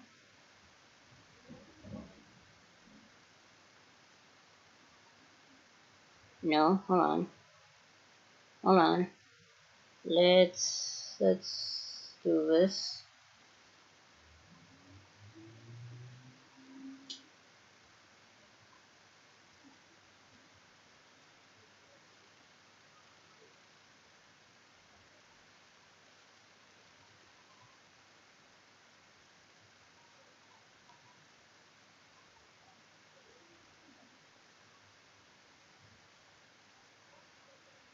This. Okay. Just making sure of everything.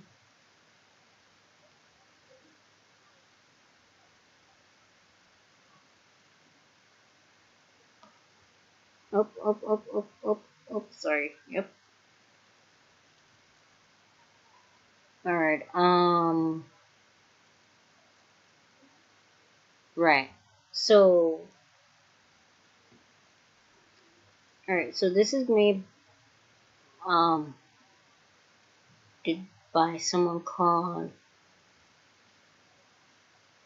Blossom Uto. You can give the person a follow right here if you happen to be on Twitter. I'll give them a follow, right? But you see, this is the shit I'm talking about here, right? Bro, it's fine for 16-year-olds to show a little bit of skin. That's exactly how teens dress nowadays. These two versions I made one with parts because my follower asked me to. You see, this is the shit we have to deal with in the community. And I have to say this though. And again, if you're gonna be one of those persons that complain that we're complaining about this though, then you shouldn't be in this community.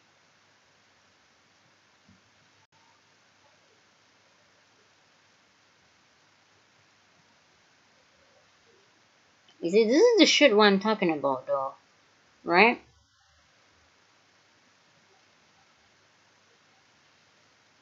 Alright? You see? Here's the thing, you see? See? Here's people I'm showing you calling this nigga out. Right? Here's people calling this nigga out because he decided, he or she, I don't know, decided they're gonna be smart. They're gonna be a little smart ass to say this. And instantly got called out. Instantly get called out. Get instantly calls out. Because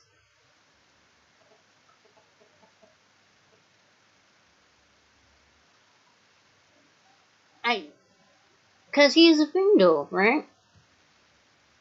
And to show you guys that I'm not making a hill out of a molehill and all of this.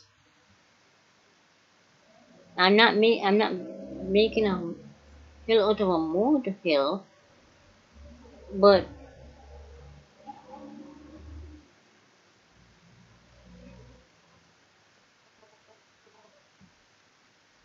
I'm like, that was an ass stick, bro. I'm like, why? I'm like, why? What made you think defending this is gonna put you? I'm like,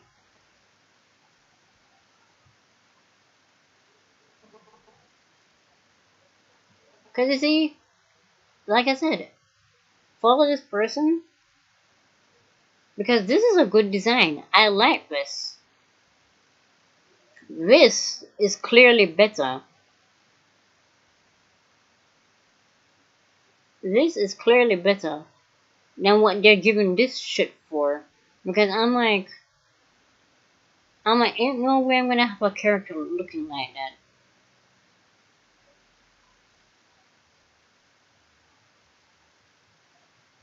Ain't no way I'm gonna have a character be dressing like that.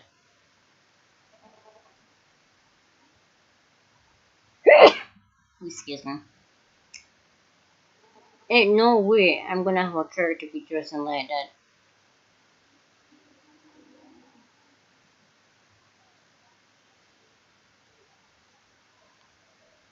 No way, no way. And if some of you missed it, you can just go back a minute of the live stream. I showed you, I think I can link their account. I'm not sure. I'm gonna have to screen the account a bit because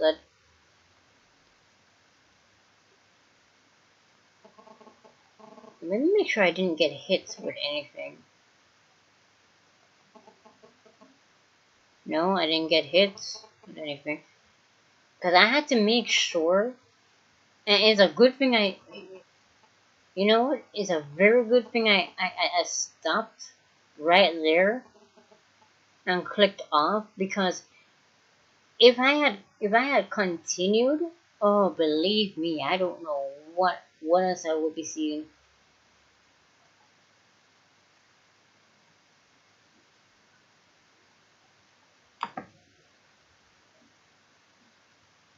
Believe me, I don't know what I would be seeing because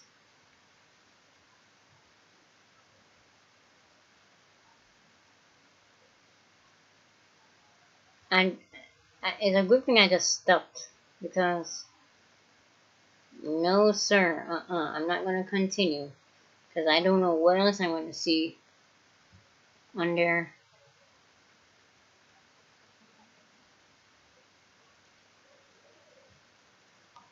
Because I could have seen anything else on there, and I'm like, and I don't want this channel getting clapped anymore. So it's a good thing I stopped there. So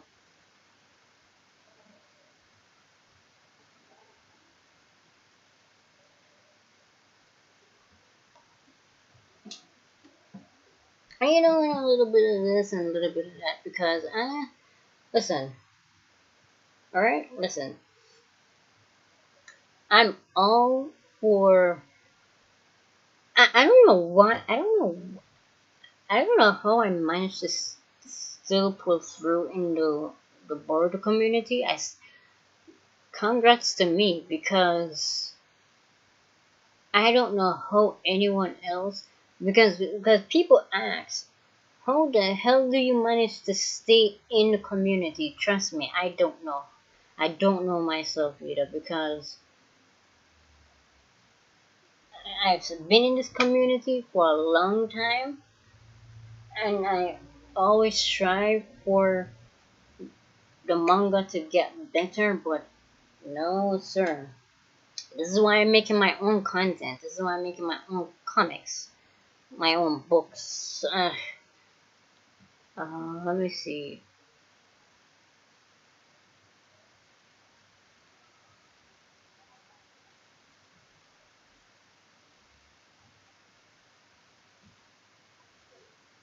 Let's see. Like, comment there.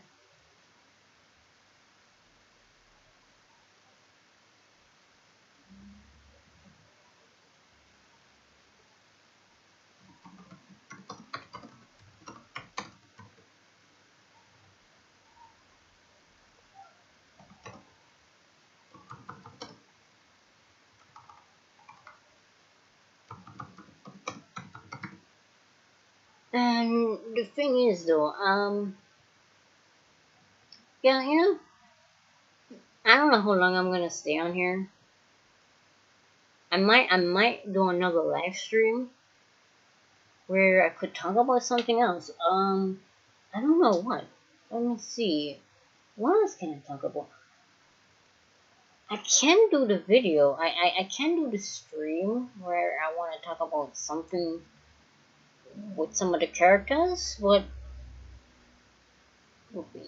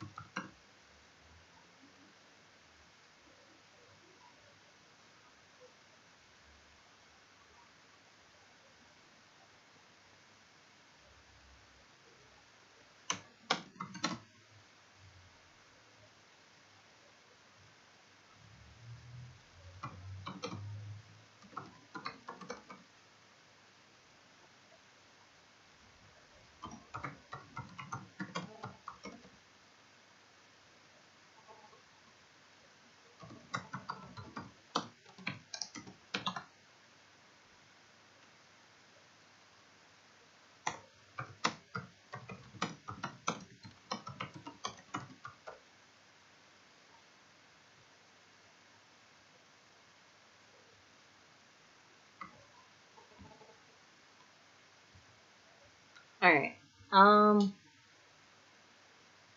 yeah, those are what I have so far. I mean, I can go and read. I mean, I can go and read it right now. Although it hasn't come out officially yet for me, it has come out in Japan already.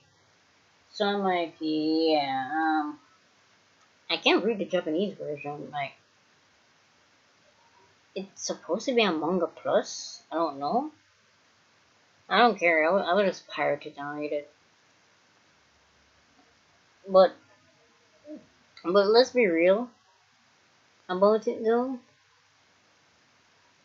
Oh yeah. By the way. Oh yeah.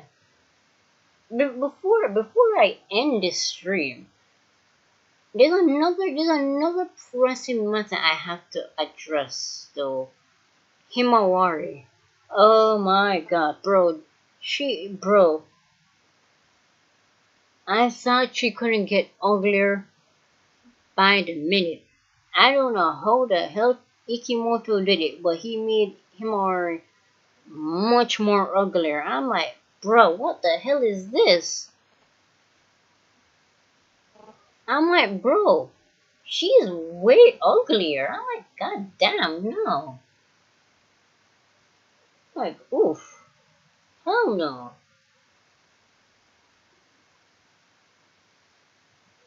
And also, and this is the thing I'm wondering though, Thomas. Well, also, why don't we see Himawari at the Hyuga household? Because I'm pretty sure she's supposed to be at the Hyuga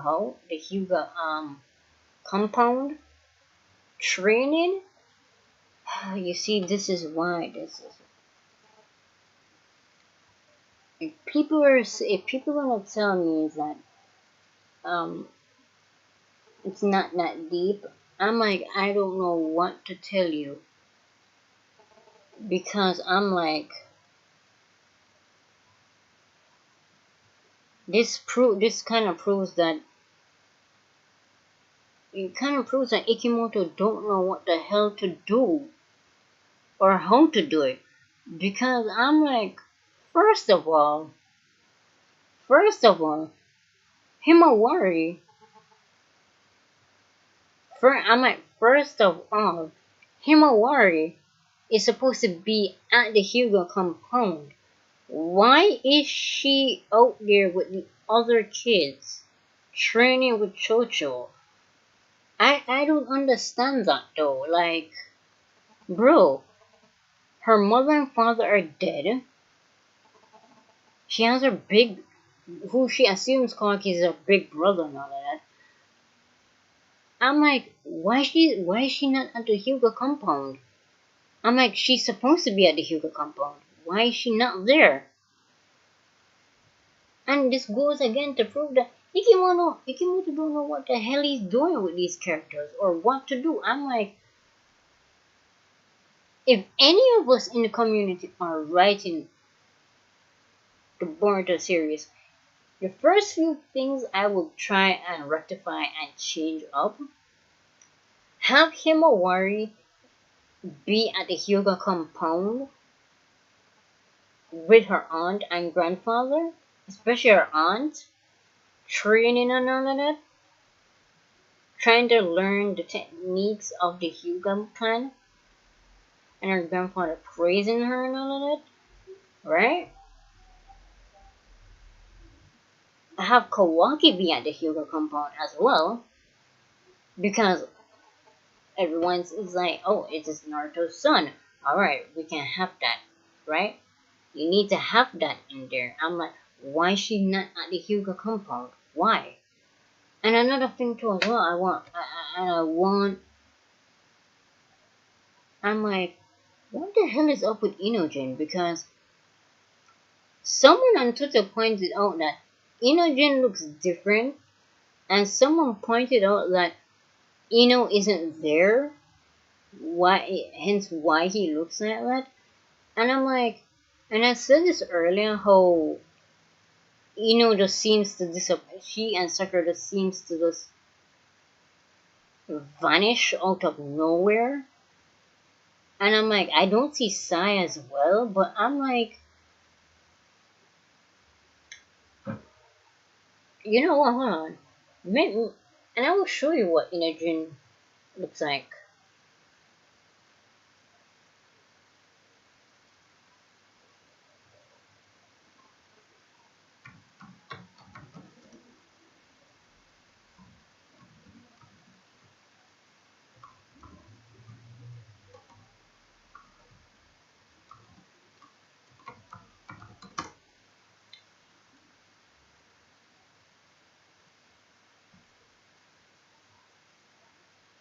Let me show you what he looks like, and let's analyze what he. Let's analyze.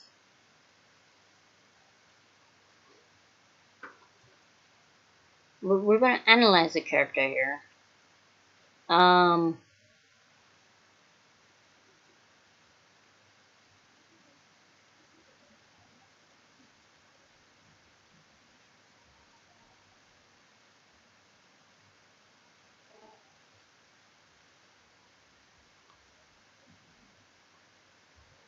we're gonna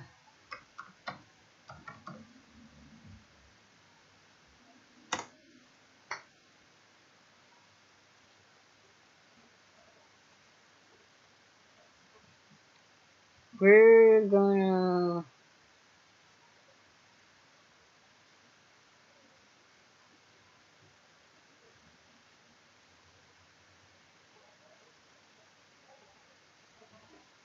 Oh, I think this might be the tweet where someone. Hold on. Let me see. Let me see.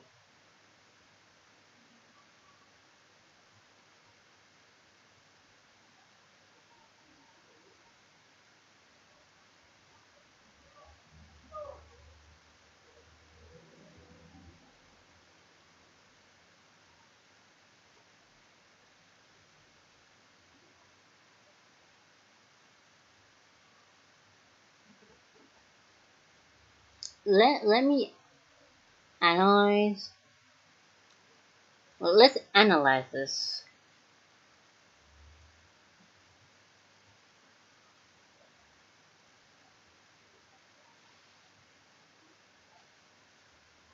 Let's analyze this for a bit.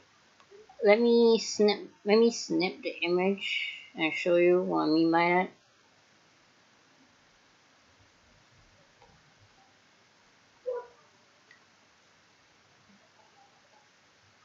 Let me show you what I mean by that.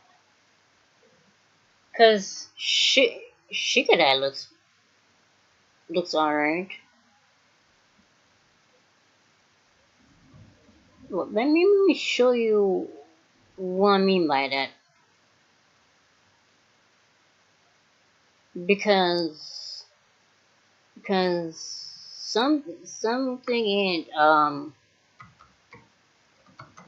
something ain't right.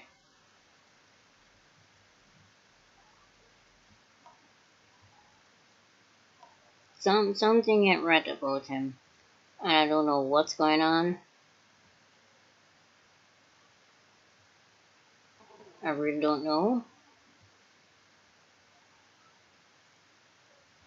Alright, I need to deal with these stuff in here.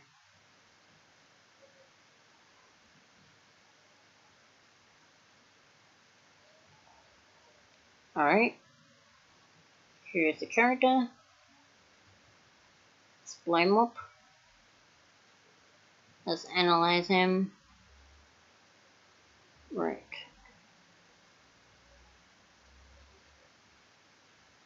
Now, let's analyze him for a bit, right? Let's analyze him. So, he has the weirdest, he has the weirdest bold 2009 haircut with a covered up jacket, a sash, and his bat. And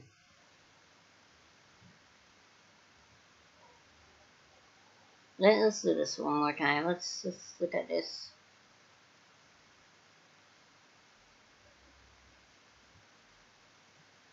And I've seen some people, and I think I was kind of speculating with them as well, that because I said this earlier, but Inu just vanished because someone kind of pointed it out that Shikadai looks different, and someone said that looks like Ino isn't there, and it got me wondering, where the hell is Ino? And people even said, where the hell is Sai even? Because he's not wearing the signature Fuse dressing like wear farmer the Yamanaka wear, and I'm wondering if, and this is what I'm wondering. I'm wondering if Shikadai is living with his grandmother and living on the Yamanaka compound, clan compound, because let's analyze the image here, right? He's looking like that. To me, what that suggests. So, this is the thing I would say. To me, what this suggests that Ino isn't there and Sai isn't there.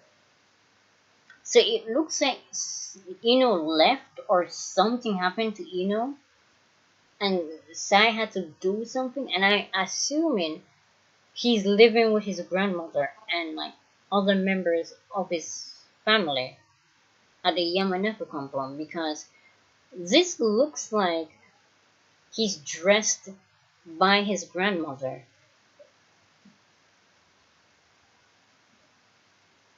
I'm not even like trolling or not and all of that. It should, didn't looks like it looks like his grandmother dressed him. It seems to me it seems to me, and this is my theory, something happened with Ino and Sai must have went somewhere, and I think what for the 3 years, I think he's been living with his grandmother because if you look at the design, you look at it, I'm like, it looks like Ino isn't there. Because, like I said, someone on Twitter pointed out that it seems like Ino isn't there. And why he's dressed like that, and why his hair looks like that. It means that he's living with his grandmother. That's what I'm kind of theorizing, that Ino is missing. That means he's living with his grandmother. Meaning, his grandmother dressed him. Because this looks like how a grandparent would dress their grandchild when they're going out. Especially if they're in the ninja world, I would expect his grandmother to dress him like that. Because look like his grandmother did not approve of his previous dressing and dressed him to that state. Because if it's already been 3 years, that means that Ino has been missing for 3 years. That means that Sakura has been missing for 3 years. But they don't say anything. If they had said anything or confirmed that Ino and Sakura are missing, they would have said something. I guess we're gonna have to wait till September, another goddamn month, for the next chapter, because nothing. I'm like, look at him though. Look at him. It doesn't look like he.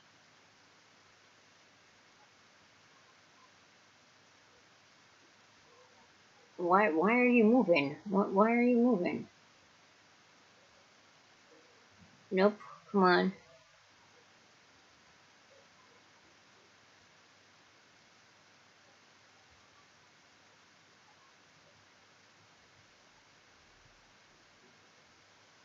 I mean, look at it though.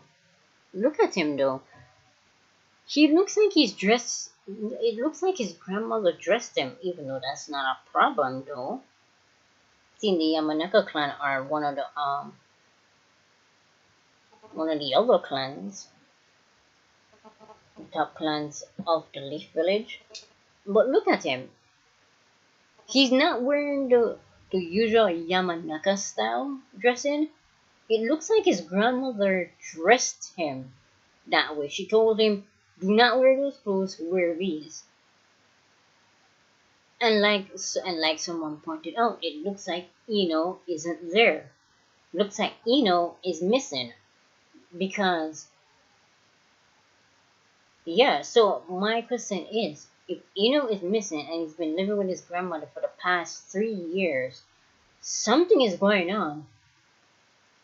Cause I don't see Sai, which is weird. I don't see Sai for some reason. Cause Sai would be in there. And also, I don't know how that's gonna work though, because look at the hair, look at the dressing. It seems to me he's been living with his grandmother for a while, for a very long time, for 3 years. It seems to me that he's been living with his grandmother and his other rest of the family because he's not just like Ino. And normally he would be dressing in the Yamanaka style clothing, but he doesn't.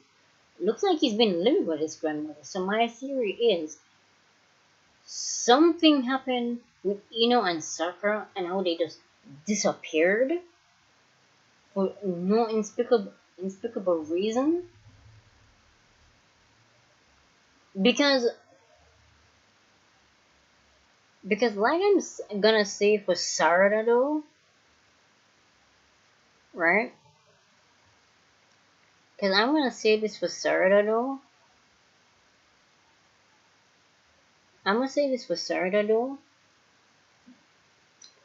And some people are going to agree with me, and some people are not going to agree with me. But let's be real here, though. You think Sakura is going to let Sarada walk around the Leaf Village looking like that? And also, if when I end the stream and you do get to this point of the stream, I'm asking you guys a very, very important question, though. A very important question. You think Sakura is going to allow Sarada to dress like that in the village? You think Sakura is going to allow Sakura to badmouth the Hokage? You think Sakura is going to allow that type of ratchetness with her daughter? Well, with her supposed daughter, because let's be real, Karen is not Sakura's daughter, and I am a huge Sakura fan, but I'm like, Kishimoto didn't need to lie to us like that in 2015. But here's my question though. And some people will make the argument, oh, but she let her dress the way she did in Boruto Part 1. I'm like, okay, I can see that argument, but my thing is, you think Sakura is going to let Sarada walk around looking like that? Even though, let's be real here though, even if Sakura would never allow Sarada to walk around like that though, it would seem very contrived, because in part 1 of Boruto, she was dressed scantily clad, like a child should not be in that type of clothing. And we all agree in the community that that is not good, that is not okay. I can see some people point saying that if Sakura would never allow Sarah to walk around looking like that, then she shouldn't have made Sarah to walk around looking like that in part 1. I would agree with that statement because, let's be real, No mother will want their daughter walking around looking like a slut in the Leaf Village. Let's be real.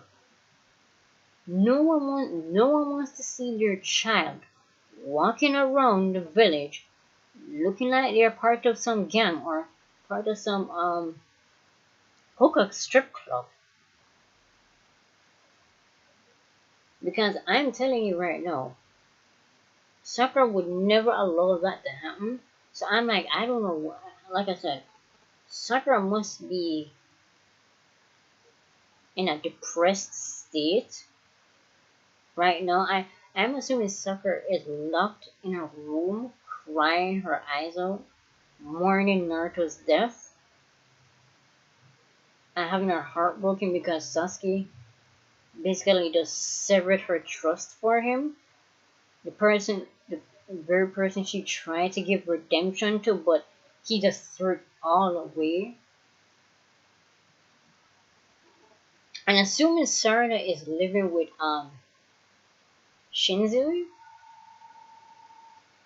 I don't know. Assuming he's living with Shinzui, but I don't know.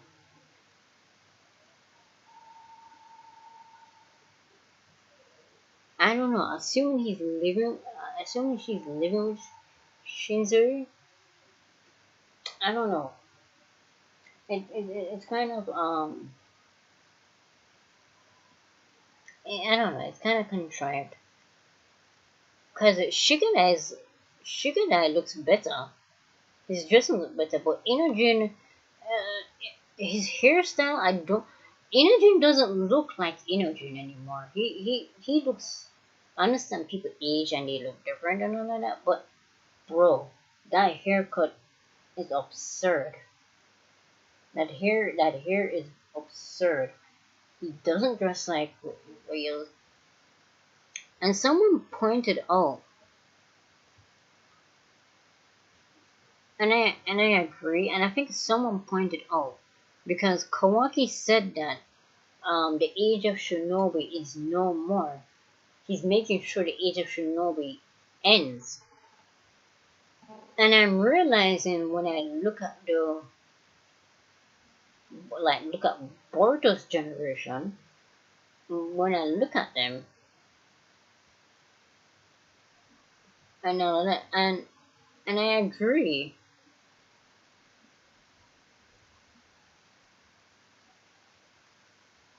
And I kind of agree to what the person was saying on Twitter though, that Kawaki essentially is Kawaki is essentially um, taking down every single thing Shinobi related because not one of them I see with a headband, not much. And it seems to me Kawaki is deconstructing the ninja way in Konoha. Like he's getting rid of the ninja culture of it. Hold on a minute.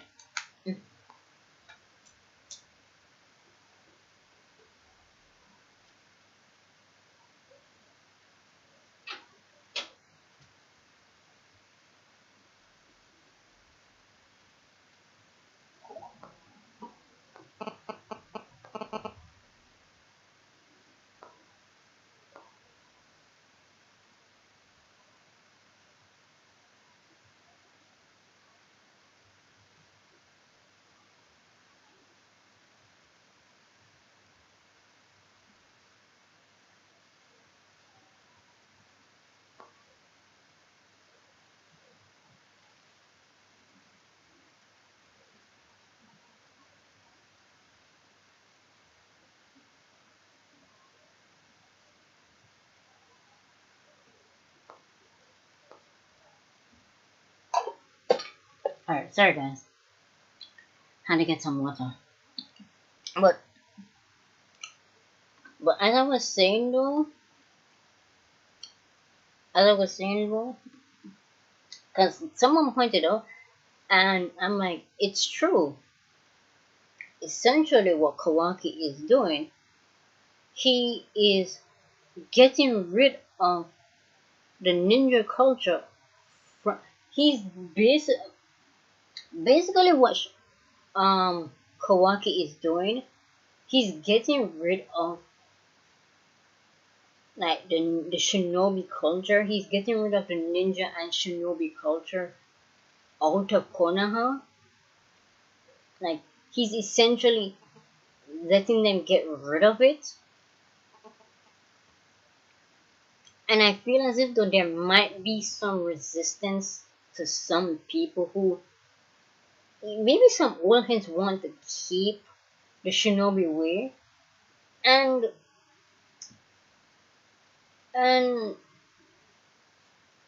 here's the thing about it though. Because it's kind of paralleling like real life. Like it's kind of paralleling like IRL because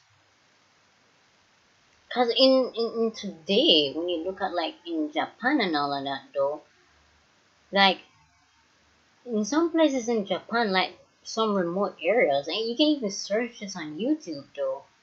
Like there are a few last ninja villages left, and there's some people who try to preserve like the ninja and shinobi culture that they have, and like the last of the ninjas, like throughout Japan, like ninjas and shinobis. And like how some people still want to preserve like the samurai and all of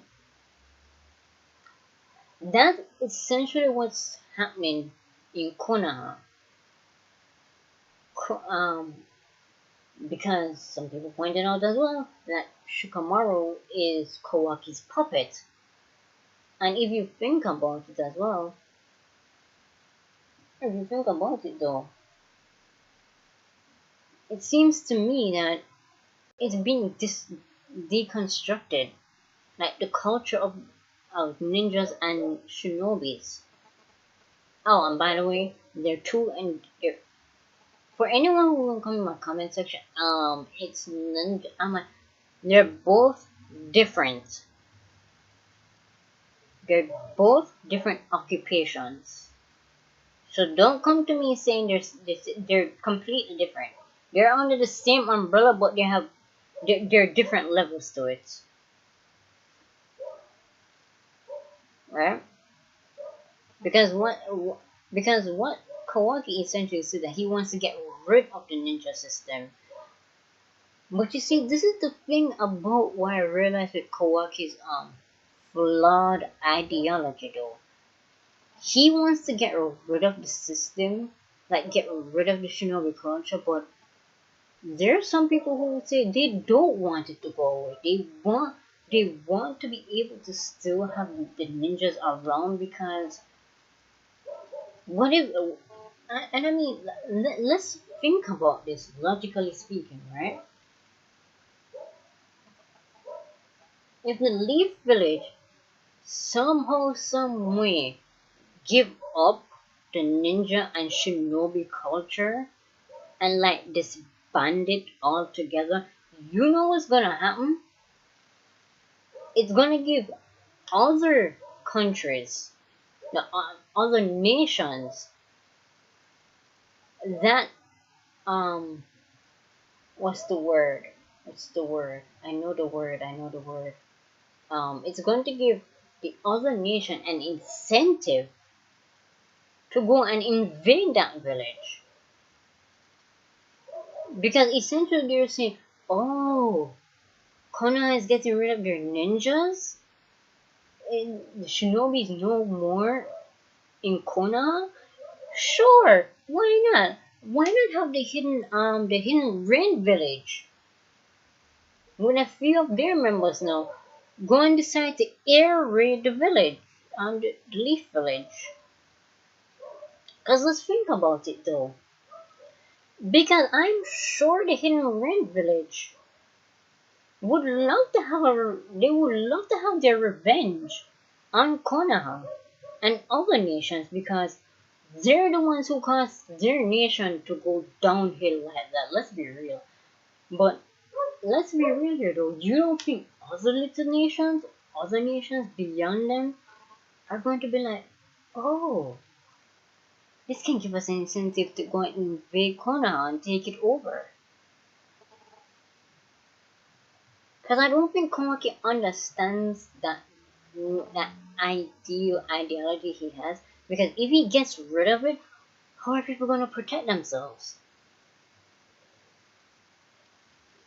Because what if and here's the thing, right? What if another being comes here and wants to wipe out each village? Or wipe out half the population of Earth, right? What are you gonna do? Are you gonna take on that being yourself? And what, everyone else are just sitting ducks? I don't know. I don't know, man. But it should be it should be interesting for chapter 2, because I want to read it properly.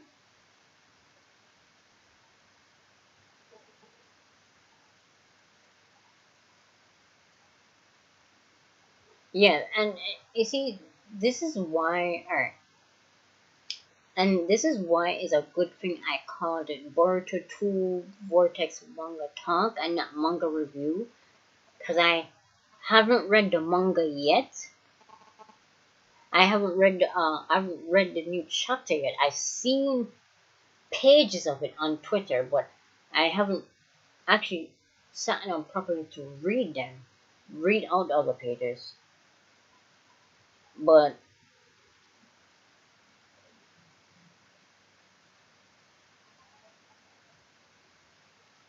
I haven't had the time.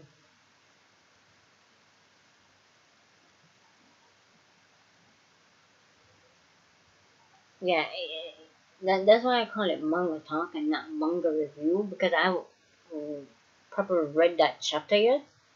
So I need to read it and give my assessment to it. Like, give an assessment to it. I don't know, because by the look of it, I would give it. I don't know. I'm gonna. You see, hold on. You know what? Let me do a live reading right now. Let me go and look.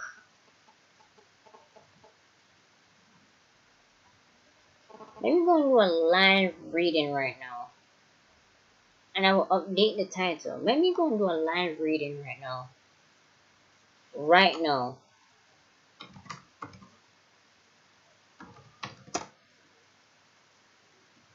Let me go on Manga Plus.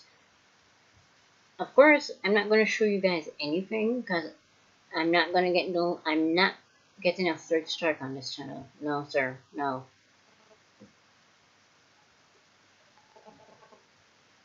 Alright, let's see. Let's see. Oh, that's a new interesting manga this year. Alright.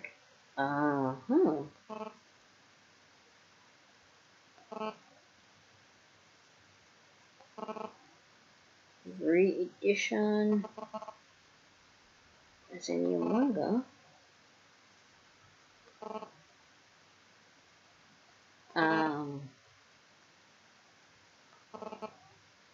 Re-edition.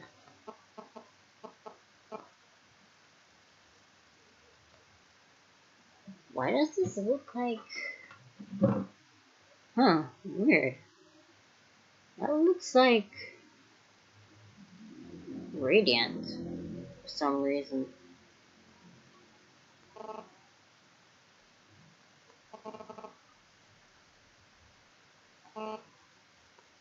I'm gonna do a live reading right now and see what happened. Because, let's see... No?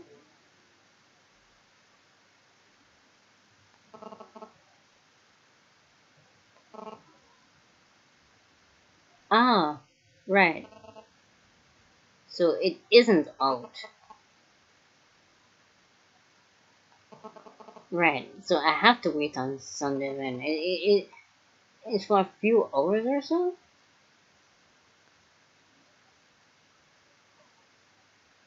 I don't see... countdown.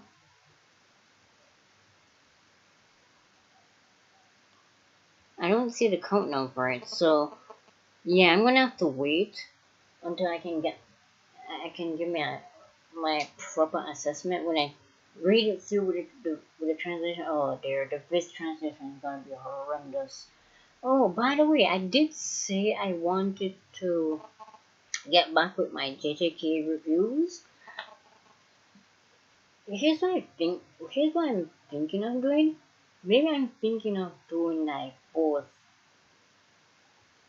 like the JJK manga stream review, and do a recording as well, and do a video as well. Because here's my thing though, and I think, and I think I would rather do that though. I can do both of them though. I don't have to do one of. I don't have to just do one, but I really, really, really want to do a JJK manga review talk with theories as well. I wanted to do that back in 2021, but things were not going to plan according to plan. So yeah, I'm gonna try and do it because I want to do it like how I do with this stream, like have like a sit down live talk with and have my views. I have my like thoughts out there and my other theories that I want to get out. Because I've done not multiple videos, but a few good months of JJK videos, and I'm planning on doing more. I want to do like a retrospect of like chapter 220 to 232. I want to do a retrospect for that to go through and do some talking because I have some rehash theories I want to put out there. So yeah, so when the manga comes out, because I'm on Manga Plus, it's not there yet, so I'm gonna have to wait because I'm gonna read it and then have give my review of it. I mean, hell, I can even do like a live reading because I already put out some like some theories. I did theories on here, and I have some other theories I want to put out there as well. I have some other theories I want to put out there as well. Yeah, so I might just do that again. So yeah, this stream surprisingly went well, and I'm kind of surprised it went well. But you know, overall, like I was saying though, Boruto's design it's too loud, it's too noisy, it's distracting a little bit. Because let's face it, it is very distracting because I don't know because all these the Konoha symbol pin, the sun pin, none of that.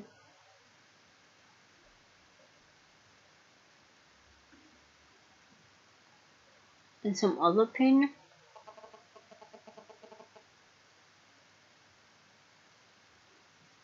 I don't remember what else is on those pins.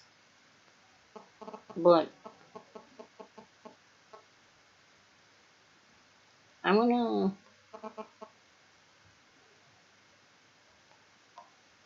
hold on a minute. Hold on a minute. See, doing this in real time.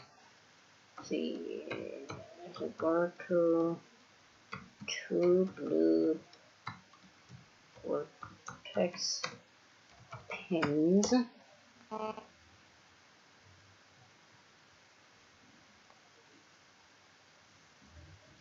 Okay, so there's a Reddit post.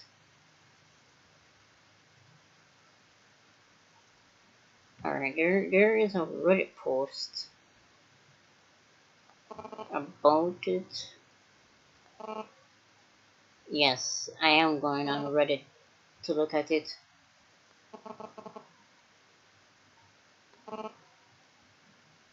Alright, on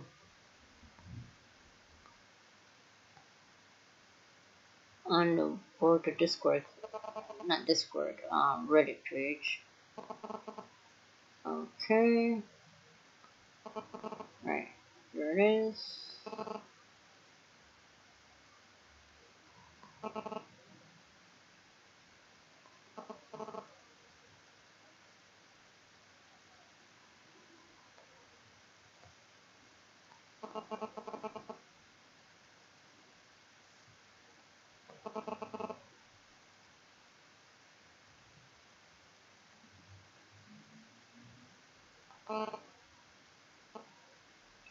Uh-huh.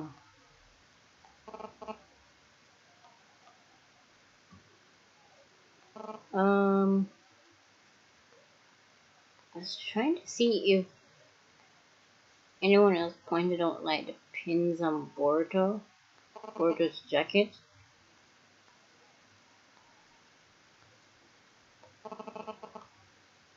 Let me see if I can find an enlarged image of it. Um,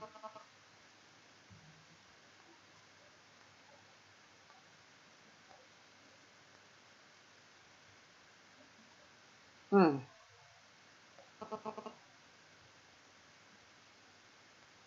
Uh,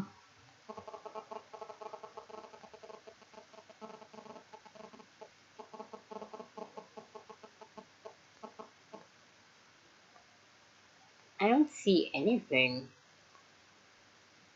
Because it's supposed to.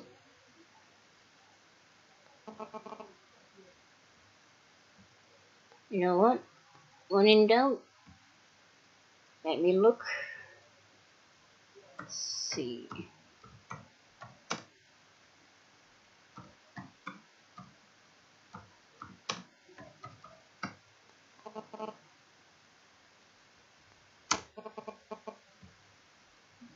I'm zero crafting and. Now I'm zero craft. Yeah. I'm gonna zero craft in real time. Give me one more minute.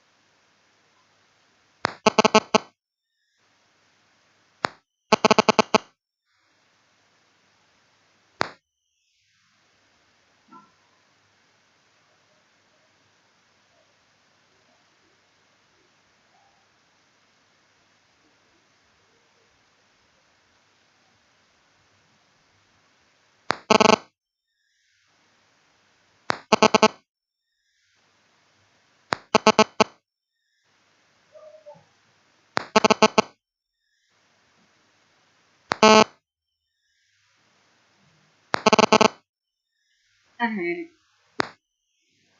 I'm not receiving anything.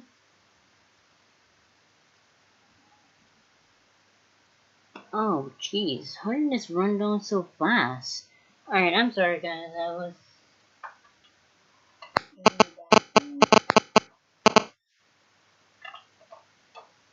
Um.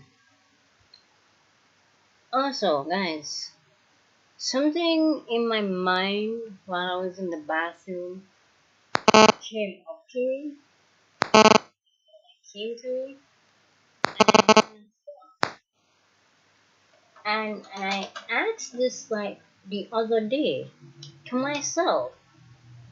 I didn't say it on Twitter though, but I was asking this question to myself though, right? So you know how Survey so wants to what kill Ada or do something with Ada, like try get Ada on her good side, but that's besides my point though. That's besides my point. Something I really genuinely want to ask. I'm going to ask this to the community members in the Boruto front, like the Boruto community, the Naruto and Boruto community, because I wanna ask them, and I wanna ask people on the Discord server as well, on who I hung out with,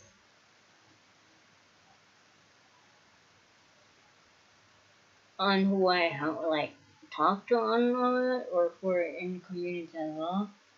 Um, and this is the question I would really, really like to ask. Um, alright. So, we know what Ada is. We know she and Damon has powers of Shibai, which is Stuki, right? We know there also Stuki's power. Damon's power, you can, if you have the intent to hit him or try and kill, it will boomerang back to you. Ada has a charm.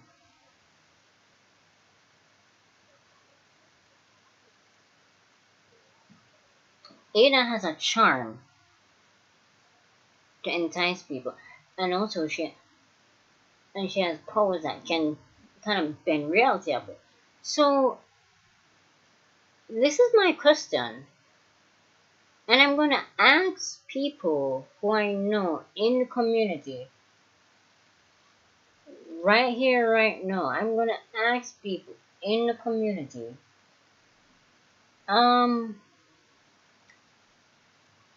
Did Ada not tell Shikamaru what was gonna happen in the village?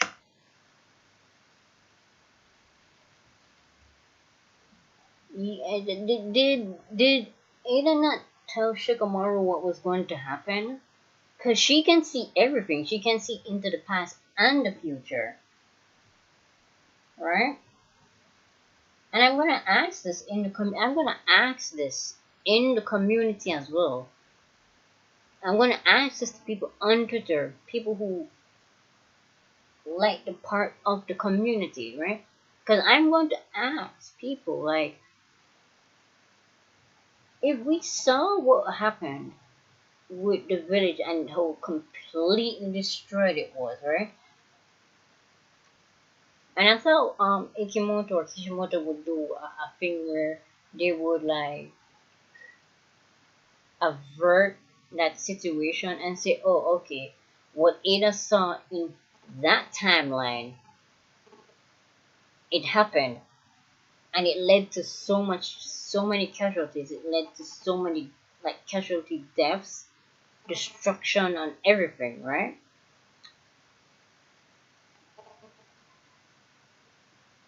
Right? Like I thought they would have subverted and said, okay, it happened in this timeline, but in this timeline, Ada is in this timeline and able to perceive into that future, saying, oh, okay, so Boruto and Koki are going to have a big battle, and it's going to and Code is going to be in there and all of that, and it's going to destroy the village. So she would tell Shikamaru and say, hey, Shikamaru, there's going to be a lot of destruction and deaths from what I've seen. So I'm telling you this now. If you want to save, if you want to be the best Hokage you are, it's time to you make evacuation plans right here, right now. Because I'm gonna ask the question though too as well, right? And this is the question I would really like to hear people in the community tell me, right? How is it that we have Ada who can see into the past and the future and possibly see other timelines of events, like other events that would have happened differently, right? How are you gonna tell me that they have Ada who can literally see everything on earth, every timeline, every thought, action, to somebody what they can do? You're telling me that all of a sudden Ada didn't see anything about how the village is gonna get completely destroyed and how there's gonna be casualties and they're not gonna recover from it? You're telling me that it is not like that? I'm like, that is so weird. That is so weird because you're telling me Ada can see and hear everything on the planet, but you're telling me for some odd reason Ada didn't tell Shikamaru and the others that shit is about to go down and there are going to be many casualties. You better evacuate as much people as possible. Because I'm like, because like I'm saying though, I thought Ikimoto. I mean, that's giving too much credit to Ikimoto himself because I'm saying this with a simple thought. As an amateur writer, as well, as a simple thought, I'm like, you're telling me we have a character that can see everything, see and hear everything on the planet, and you're telling me, and I'm sure she can see into other timeline of events of things that weren't supposed to happen and things that were supposed to happen, right? Tell me now, how in the world did Ada not tell Shikamaru or everybody else that hey, you need to evacuate the village right now because they're going to destroy the village? That is so weird to me. Because like I said, I thought they're gonna subvert the thing and say, oh, okay, the destruction of the village happened in the other timeline. And so because Ada perceived that future and see what was and what the cause of what was going to happen though, she would tell Shikamaru saying, hey, we need to do something so we can prevent like casualties, prevent property damage and all of this and all of that. We need to do something so they don't do that. Cause I thought they like I said, I'm gonna give Ikimoto too much credit if he's smart enough to write that, because I'm like, okay, Ada can perceive that future where the village and half the people are dead in that destruction with Boruto and Kawaki and Quote all just fighting one another, causing casualties everywhere, right?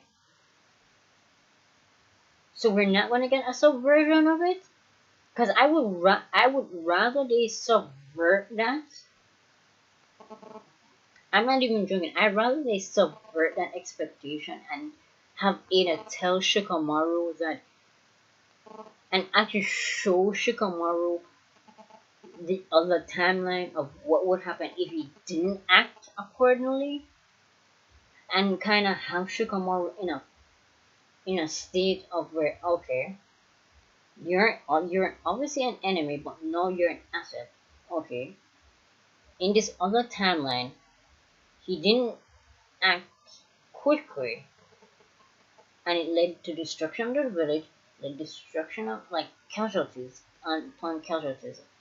My thing is, right, because I'm gonna ask people in the community, because do you think, and I'm gonna ask you people who will comment, do you think that Ikimoto and the other writers are going to subvert the destruction of the Leaf Village? Are we not going to see it? Because I would rather they put it as like, okay, something happened in that previous timeline where Shikamaru didn't act quickly enough. Because you're telling me you have Ada, who is an asset, who can see everything past and the future, and can hear everything, knows everything. You're telling me that she didn't see what was going to happen and inform everybody what's going to happen?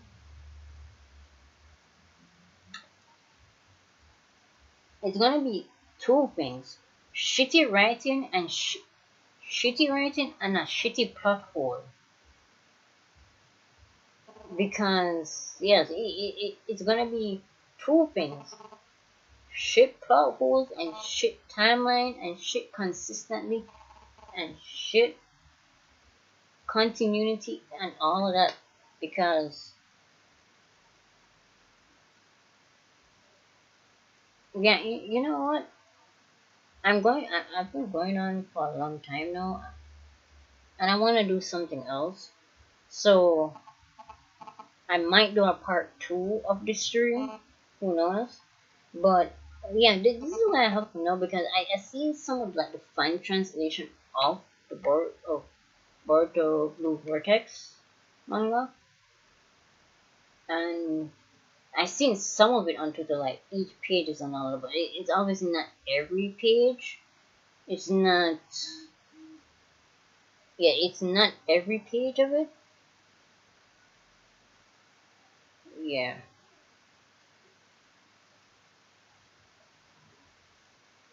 it's not like every page, but I need to read it and give my proper and give my proper assessment and all of that. But let me be real here. I'm giving Ikimoto too much credit, because let's be real, I would give Ikimoto too much credit, and I'm giving him too much content to go about, because bro, we have Ada in the mix now. You're going to tell me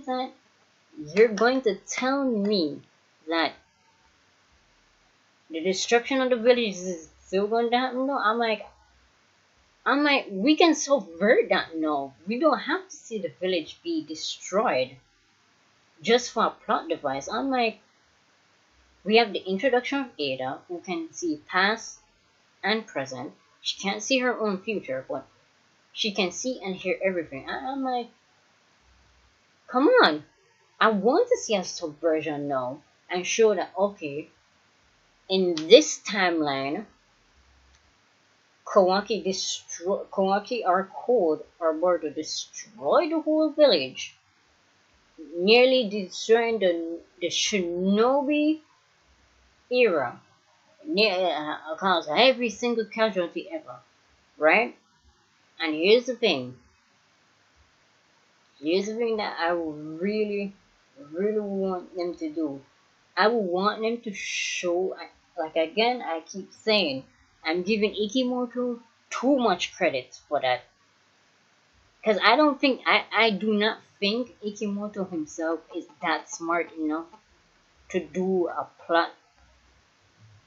to do a plot line like that, because you can literally have Ada show like what would happen in like the timeline of that set timeline of what will happen though. Saying, okay, here's what we can do to prevent this from happening. So we can act on it and can save the people. And also have these three niggas, Code, Boruto, and Kawaki, fight somewhere else and not near the village. Right? Because it makes no sense having Ada on the team, having Ada in the story if she's not going to do anything. She needs to do something. She needs to be the person who tells Shikamaru, hey, this is the timeline I perceived, and this is I'm showing you what is going to happen if you do not act accordingly. If you don't do it, everything you love, you know and love, and who you know and love are going to die. Your home is going to be destroyed. There's going to be nothing left. Like the timeline we see in the manga and the anime, if they could put it as like, okay, that's the timeline that was supposed to happen, but because of certain events that change, you can say, okay, you know what? See, we have Ada now in the mix, who can see what's going to happen now, can help prevent the destruction of the village, and get these three people, Hold, Boruto, and Kawaki, away from the village and let them fight somewhere else. And I'm like, okay, subvert it.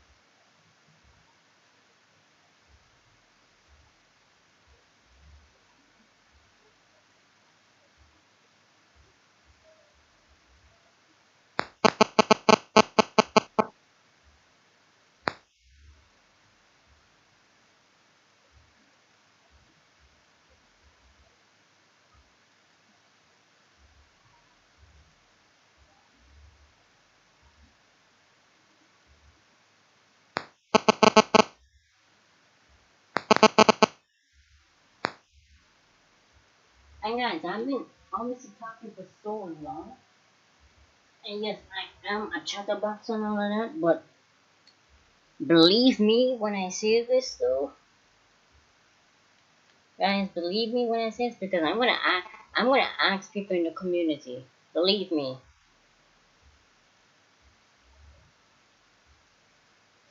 Believe me, I'm gonna ask people in the community, because boy oh boy, I'm giving Ikimoto too much damn credit for that.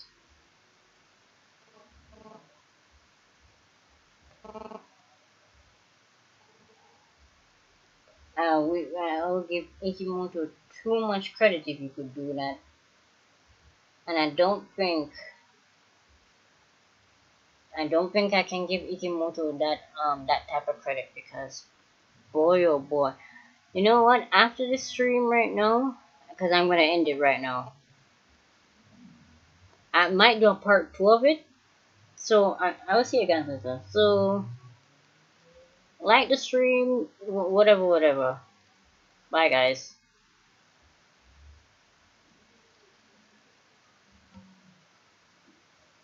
End it.